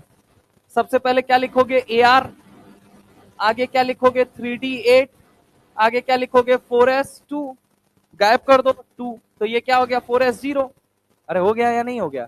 अब देखो 3D8 का मतलब क्या हो गया, इधर देखो सारे लोग पहले, एक मिनट, अगर हम बात करें ये कितना हो गया, 1 2 3 4 5 6 7 8।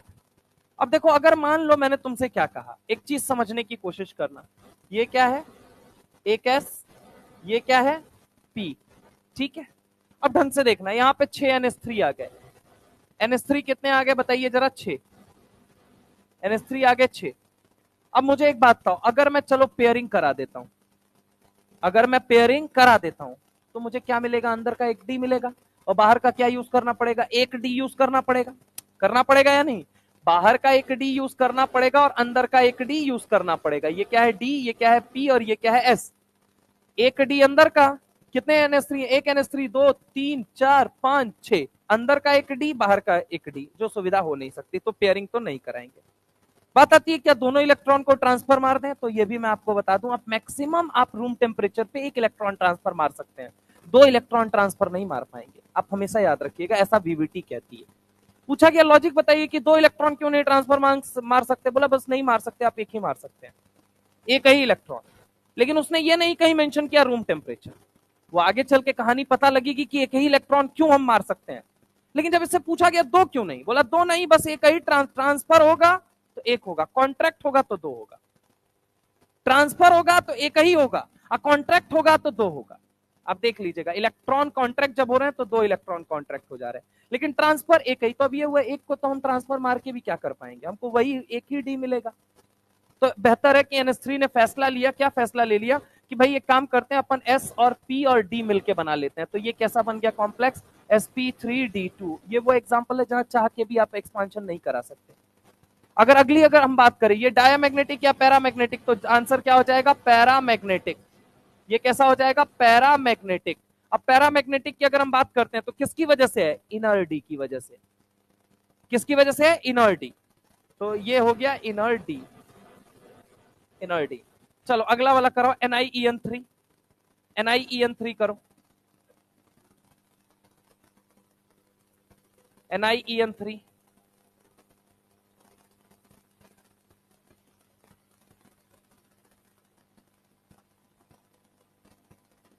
एक गो दूगो बच्चा को छोड़ के मैं एक को नहीं देख रहा हूँ जो आंसर मतलब एक्यूरेटली निकाल के दे पा रहा है।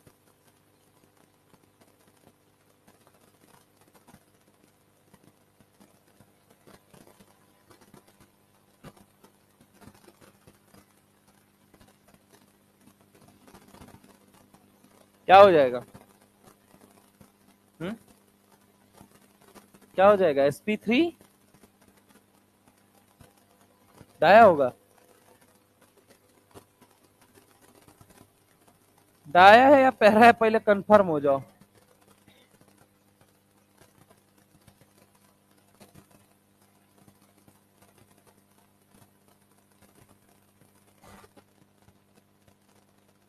सोच लो पहले, इत्मीनान से आराम से निकाल लो आंसर। मैं 3 साल से पढ़ रहा हूँ लेकिन मैं सवाल नहीं सॉल्व कर पाता हूँ। करो, मैं अगले न जाने कितने वर्ष तक सेम कंटेंट पढ़ता रहूंगा लेकिन मैं फिर भी सवाल नहीं सॉल्व करता हूँ।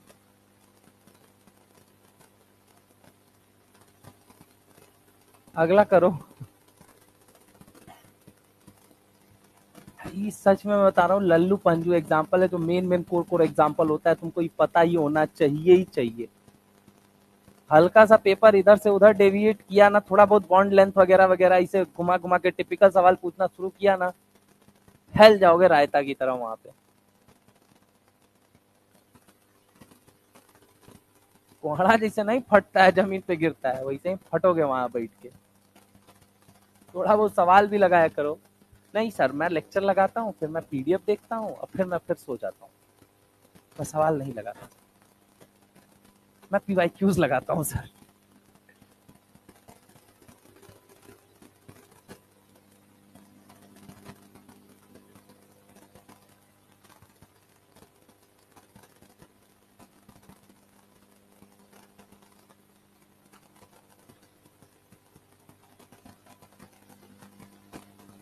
अच्छा इसमें बताओ NiEN में क्या करना पड़ेगा तुमको? एस इलेक्ट्रॉन को अंदर भेज सकते हो या नहीं भेज सकते हो? अभी भी कंफ्यूजन में।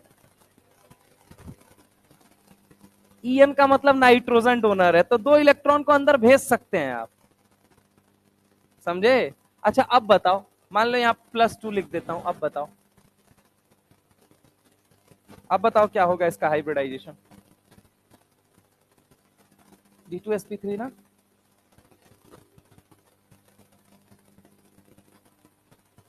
नहीं 3 है तो ही D2sp3 बन सकता था।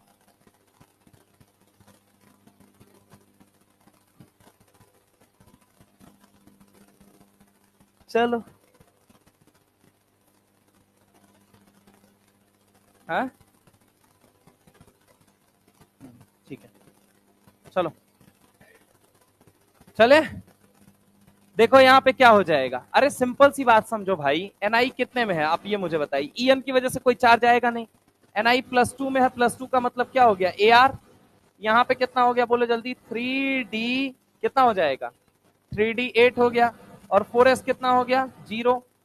अब वही वाली कहानी ऊपर वाली सेम एज इट इज तो रिपीट हो रही है, तो यहाँ पे भी चाह के एक्सपांड नहीं कर सकते, यही तो बात हो रही है, रिपीट सेम चीजें सब कुछ रिपीट, यानी कि यहाँ पे चाह के भी एक्सपांड नहीं कर सकते, चाह के भी। अगला वाला करके बताओ।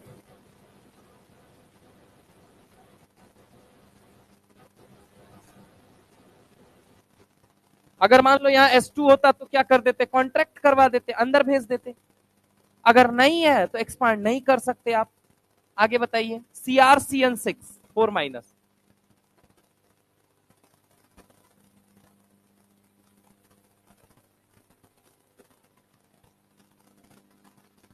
CrCN6 4-,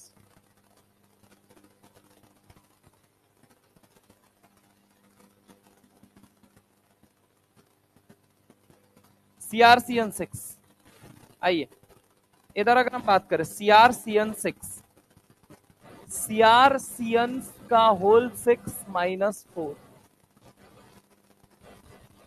Cr कितने में है बताना जरा, -6, ये कितने में आ गया, -4 में है, तो ये कितने में हो गया +2।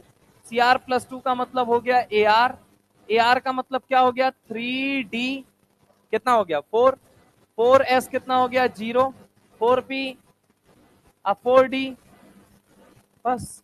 यहाँ पे देखो अब 3d4 का मतलब क्या है, 3d4 का मतलब कितना इलेक्ट्रॉन हो गया, 1 2 3 4, उसके बाद Cn कितना है 6, तो यहाँ पे ये क्या हो गया बताना जरा, 1s, आगे का क्या हो गया 3p, और आगे का क्या हो गया बोलो जल्दी 2 5d, ये 5d, 1 2 3 4 5। अब देखो यहाँ पे कितने साइनाइड है, 6 साइनाइड है, 6 साइनाइड को क्या करना पड़ेगा, कुछ नहीं, बस अंदर वाला डी चाहिए, एक को पेयर कराना पड़ेगा, करा दीजिए। जैसे ही आप कराएंगे क्या बन जाएगा यहाँ पे, डी ये खाली, ये खाली, ये एस, ये पी, ये पी, ये पी, तो इसका क्या हो जाएगा D2sp3, क्या हो जाएगा D2sp3। अब बताइए ये पैरामैग्नेटिक डाया, सवाल ये है कि सर कितने अनपेयर्ड इलेक्ट्रॉन बच रहे हैं, 2, तो 2 पॉइंट म्यू की वैल्यू कितनी हो जाएगी 2.84, और अगर हम बात करें ये कैसा हो जाएगा paramagnetic complex, paramagnetic complex.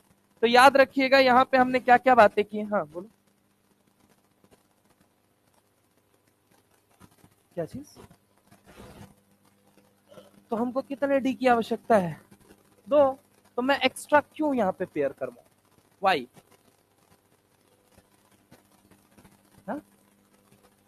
D3sp2 नहीं, कभी नहीं पॉसिबल होता है, एनर्जी गैप बढ़ जाता है, या तो एक्सियल वाले को उठाओ, ये भी 2 क्यों उठाए जाते हैं, एक्सियल उठाओ या नॉन एक्सियल उठाओ, तो एक्सियल ये जो अब 2d होते हैं ये कौन से वाले होंगे, दोनों एक्सियल होंगे। अब 2 एक्सियल कौन कौन से होते हैं, dz² होता है और dx² - y², एक्सियल वालों को ही जनरली लिया जाता है, तो ये पूछा जाएगा कौन सा डी है, तो कह देना एक्सियल वाले, एक्सियल कौन से होते हैं 2 होते हैं, dz² dx² - y², chemical bonding में लिखवा रखा है वो, वही वाला तो चलता चला आएगा, याद रख लेना, अगर नहीं पता है तो ये भी याद रख लेना। चलो इधर आ जाओ। हाँ, क्या चीज? वो नॉन एक्सियल मान के आप आउटर डी कॉम्प्लेक्स में कर सकते हैं, इनर डी कॉम्प्लेक्स में आज तक ऐसा कोई कॉम्प्लेक्स नहीं पाया गया। आज तक ऐसा कोई कॉम्प्लेक्स नहीं पाया गया है जो कि इनर डी, वो लॉजिक क्या है उसका पहले ही समझो। क्यों दो ही डी उठा रहे हो, तीन नहीं उठा रहे हो? मेरा छोटा सा सवाल है बस। हाँ, क्यों नहीं ले सकते? तुम तो डीजनरेट डी ऑर्बिटल बोल रहे हो। अच्छा, तुम तो इसको डीजनरेट डी ऑर्बिटल बोलते हो ना, in absence of ligand. In absence of ligand ये बोलते हो डीजनरेट डी ऑर्बिटल ना। तो क्यों नहीं ले सकते? फिर तो सबकी इक्वल एनर्जी है। बताना, अंदर वाला ही दो डी क्यों, या बाहर वाला ही दो डी क्यों? हाँ, एक्सियल इसलिए दुनिया को लगता है कि ये डीजनरेट है, लेकिन एक्चुअल में डी ऑर्बिटल दो तरह के हैं, एक एक्सियल है और एक नॉन एक्सियल है। Sir in absence of D, in absence of ligand आपने बोला इनको डीजनरेट बोलते हैं। जब लीगेंड आ गया ना सर, तो वो अपने साथ इलेक्ट्रिक फील्ड और मैग्नेटिक फील्ड लाता है। और पता है सर, न्यूक्लियस जो होता है ना, वो आउटर शेल के डी इलेक्ट्रॉन पे अट्रैक्शन लगा रहा होता है, जेड इफेक्टिव। क्यों? क्योंकि डी का सिग्मा पुअर होता है, तो जेड इफेक्टिव अच्छा होता है, तो लीगेंड को ज्यादा अप्रोच देता है। कहानी को सुनिएगा, न्यूक्लियस है, डी इलेक्ट्रॉन है, कहां से कहानी ये शुरू होती है। ये साइनाइड आयन मैंने एक वो ले लिया, लीगेंड ले लिया, partial delta negative partial delta positive. इनका Z effective is equal to formula होता है जेड माइनस सिग्मा, और सिग्मा होता है पुअर। पुअर होने की वजह से जेड इफेक्टिव तगड़ा हो गया इस पे, डी इलेक्ट्रॉन पे भयानक अट्रैक्शन लगा के इसको खींच रहा था। लीगेंड आया, उसको भी अट्रैक्शन देने लगा। जैसे ही देने लगा, ये इसकी तरफ जाने लगा। जैसे ही ये जा रहा था, अचानक से इनके बीच क्या होने लगा? इनके बीच होने लगा रिपल्सन। रिपल्सन होने लगा। इस रिपल्सन का नतीजा क्या हुआ? इनका इलेक्ट्रोस्टैटिक पोटेंशियल एनर्जी राइज करना शुरू कर दिया। इलेक्ट्रोस्टैटिक पोटेंशियल एनर्जी राइज करना शुरू हुआ, और एक्सियल अलग हो गए, नॉन एक्सियल अलग हो गए, डिपेंडिंग अपॉन कि लिगेंड अटैक कहां कर रहा था। वो ऑन दी एक्सिस अटैक कर रहा था, बिटवीन दी एक्सिस अटैक कर रहा था। ऑन दी एक्सिस अटैक कर रहा था ऑक्टाहेड्रल के केस में, बिटवीन दी एक्सिस अटैक कर रहा था टेट्राहेड्रल के केस में। तो हुआ क्या कि ऑन दी एक्सिस में एक्सिस वालों की एनर्जी ज्यादा बढ़ गई, और जिनकी एक्सिस, जिनकी एनर्जी ज्यादा नहीं बढ़ी, उनको क्या बोला गया? Non axial. नॉन एक्सियल बोले तो ट्रिपल डी जनरेट, इसीलिए 3 ऑर्बिटल नीचे आए सीएफटी में। और एक कहा जाता है ई बोले तो डबल डी जनरेट, और जी का मतलब होता है जी रेड ऑर्बिटल, सिमेट्रिकल वो होता है। और यही T2G नहीं लिखा जाता है टेट्राहेड्रल में जाके, EG नहीं लिखा जाता है टेट्राहेड्रल में जाके। क्यों? क्योंकि जी का मतलब होता है जी रेड, और बिटवीन दी एक्सिस अटैक होने की वजह से वो सिमेट्रिकल ऑर्बिटल नहीं होते हैं, तो वहां सिमेट्रिकल ब्रेकिंग नहीं होती है। And that is the reason वहां पे सिर्फ ई और T2 लिखा जाता है, जबकि ऑक्टाहेड्रल में T2G लिखा जाता है और EG लिखा जाता है। तो इन एब्सेंस ऑफ लिगेंड ये सारी चीजें होती हैं। तो जो अपन दो डी यूज कर रहे हैं, या अपन एक्सियल यूज कर सकते हैं, या अपन कौन सा यूज कर सकते हैं? Non axial. अब सीएफटी ने इन सारी बातों का जाके जवाब दिया। ये जो बेसिकली थ्योरी है सॉलिड स्टेट ऑफ फिजिक्स से उठाई गई, उसने क्या बोला? ये सीएफटी ही है। सीएफटी ने कुछ नहीं कहा। सीएफटी ने कहा कि दुनिया को ऐसा लगता है कि ये पांचों भाई एक जैसे हैं, लेकिन मैं इनके घर की असली सच्चाई चलो बताती हूँ। उन्होंने बोला कैसे बताओगे, बताना जरा। बोला इनके घर में प्रॉब्लम है। लोगों ने बोला कैसे प्रॉब्लम है? बोला कि ये जो DXY है, DYZ है और DZX है, ये तीनों अलग रहते हैं। DX square minus Y square और DZ स्क्वायर, ये दोनों अलग रहते हैं। लोगों ने बोला कैसे, प्रूफ करो। तो उसने बोला क्या कि देखो, यूनिवर्स में जो पॉजिटिव चार्ज है ना, वो स्टैटिक है, एक जगह रुका हुआ है, और लीगेंड क्या कर रहा है? उसको अप्रोच कर रहा है। सॉलिड स्टेट ऑफ फिजिक्स ये बोल रहा था। उसने एक्चुअल में लीगेंड और सेंट्रल मेटल आयन की बात ही नहीं की। उसने किसकी बात की कि भैया पॉजिटिव है सेंट्रल मेटल आयन, आप इसको मान लीजिए, नेगेटिव चार्ज हम कह रहे हैं तो आप मान लीजिए लीगेंड। तो लीगेंड जब इनको अप्रोच करता है तो उस कंडीशन में क्या होता है कि Z effective is equal to Z minus sigma. आप ही का इफेक्टिव न्यूक्लियर चार्ज कहता है कि नहीं कहता है? तो उन्होंने बोला, लोगों ने हाँ। बोला सिग्मा आपका बेकार है या अच्छा है? बोला बेकार है। बोला जेड इफेक्टिव कैसा होगा? तगड़ा होगा। तगड़ा होगा मतलब न्यूक्लियस अपने इलेक्ट्रॉन पे होल्ड कैसा लगा रहा होगा? तगड़ा। बोला आप ही सोच के बताइए कि आपके पास ऑलरेडी इलेक्ट्रॉन हो और आपके घर में कोई और इलेक्ट्रॉन देने वाला आ रहा हो, क्या एक बात बताइए, जो इलेक्ट्रॉन ऑलरेडी बैठे हुए हैं आपके घर में, उनको कभी अच्छा लगेगा कि कोई और इलेक्ट्रॉन आ रहा है? तो जवाब आया नहीं। बोला बस यही कारण है कि यहाँ पे इनका इलेक्ट्रोस्टैटिक पोटेंशियल एनर्जी राइज कर जाएगी। राइज कर जाएगी तो आपस में झगड़ा होगा, और जब झगड़ा होगा तो अब अलग हो जाएंगे ये दोनों लोग। इसीलिए जब कोऑर्डिनेशन नंबर 6 आता है तो कितना डी यूज करना होता है? 2D। क्योंकि 6 के लिए या तो अंदर का 2D यूज करो या तो बाहर का 2D। लोगों ने इसको सिंप्लीफाई करने के लिए ये मान लिया कि वो अंदर वाले जो 2D हैं या बाहर वाले जो 2D हैं वो केवल और केवल कौन से हैं? एक्सियल। ये बात लोगों ने मान ली, वीवीटी ने ये बात मान ली, तो वो चलता चला गया। बस अभी भी इस पे रिसर्च चल रही है एग्जैक्ट कि अंदर वाले 2D। अभी एक लिगेंड फील्ड थ्योरी आई है, उस लिगेंड फील्ड थ्योरी के ऊपर अभी कॉन्टिन्यूअस वर्क चल रहा है, देखते हैं अभी क्या कंक्लूजन उसका आता है। तो मैंने कहा ना, based on number of assumption मान लिया गया कि ये हो रहा है, ऐसा हो रहा है, ऐसा हो रहा है, ऐसा हो रहा है, बस ये बातें मान ली गई है। तो anyway, come to the point again, ये मुद्दे का विषय था कि ये जो अंदर वाला 2D है हमें 2 ही D चाहिए, क्योंकि अभी ये मान लिया गया है कि एक्सियल वाले जो 2D होते हैं कोऑर्डिनेशन नंबर 6 के केस में वही काम आते हैं। हाँ, नहीं वो नाम नहीं देगा, आपको मान लेना है। जो 2D यूज होते हैं ना वो एक्सियल वाले ही होते हैं। हाँ? नहीं, ऐसा कहाँ? जहां D2sp3 देखने को मिला, जहां sp3d2 देखने को मिला, सब वो जो D है ना वो एक्सियल ही है। नॉन एक्सियल कभी रेयर ऑफ द रेयरेस्ट कभी देखने को मिला हो तो मिला हो। आज तक आप देख लो, एक एग्जांपल उठा के देख लो, उसमें अगर देखने को मिल जाए तो आप बताना। एटलीस्ट सिलेबस में नहीं, वैसे नहीं देखने को मिल रहा है, सिलेबस में कहां से? समझ रहे हैं? इसीलिए जब भी डी, अब जनरली क्या होता है, अपन डी याद करते हैं, डी याद करने वाली कोई चीज ही नहीं है। जब भी यूज किया जाएगा, एक अभी तक की जो सबसे एडवांस थ्योरी है वो सीएफटी है, और सीएफटी के अकॉर्डिंग एक्सियल का यूज किया जाता है। एक्सियल की एनर्जी ज्यादा होती है, यानी कि ईजी की एनर्जी ज्यादा होती है, T2G की एनर्जी कम होती है, क्योंकि उस पर लिगेंड जो होता है वो क्या करता है, जो अप्रोच होता है उसका ज्यादा होता है। इसीलिए जो डी यूज किया जाता है वो हमेशा एक्सियल यूज किया जाता है। अब जैसे कि DsP3 है, मान लो अगर तुमसे बोला गया sp3d के अंदर बताइए कौन सा डी यूज किया गया।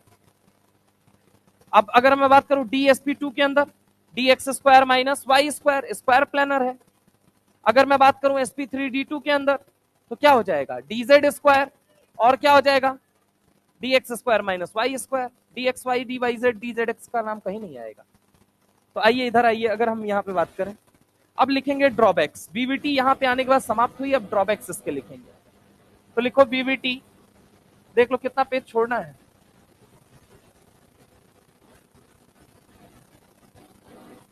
sp3d3 में उसमें आता है एक ही, तो वही तो बताया। तो वो कोऑर्डिनेट कंपाउंड में नहीं आता है, वो कोवेलेंट कंपाउंड में आता है सर। ठीक है, यहाँ पे आओ, यहाँ पे देख लो, ये पहला पेज,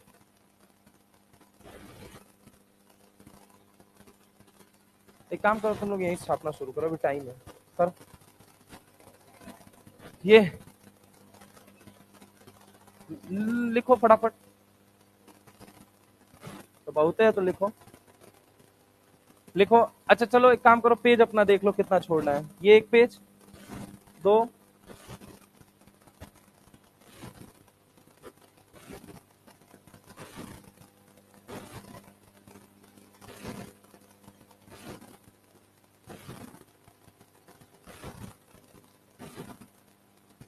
लिखो। अगर हम बात करें drawbacks of VVT, drawbacks of VVT, drawbacks of VVT, this theory was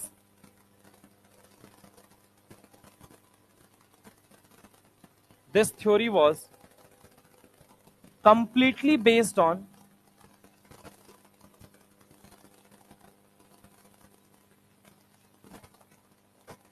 number of illogical facts and assumptions, illogical facts and assumptions, like like like VVT never explained never explained why carbon and nitrogen donor, why carbon and nitrogen donor are acting as, carbon and nitrogen donor are acting as strong ligand, are acting as strong ligand, and oxygen, halogen and sulfur donor are acting as, weak field ligand.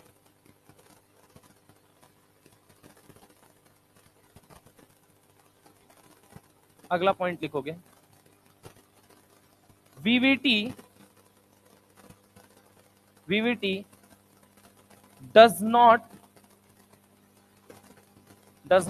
tell us about, VVT does not tell us about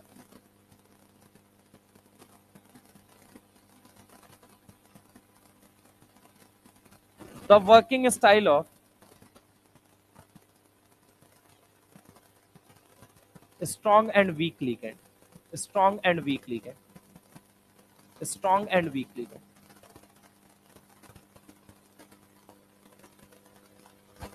VVT do not explain the color of coordinate compound. Coordinate compound के colour को भी ये explain नहीं कर पाई थी।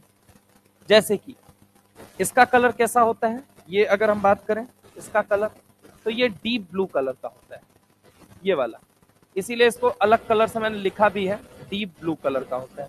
तो यहां पे लिखेंगे VVT does not tell us about the colour of coordinate compound. इसके बाद अगर हम बात करें, इसके बाद अगला लिखिए, VVT does not tell us about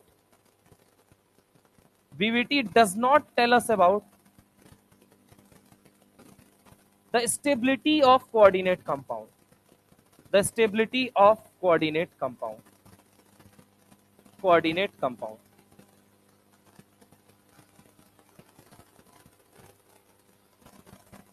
ठीक है।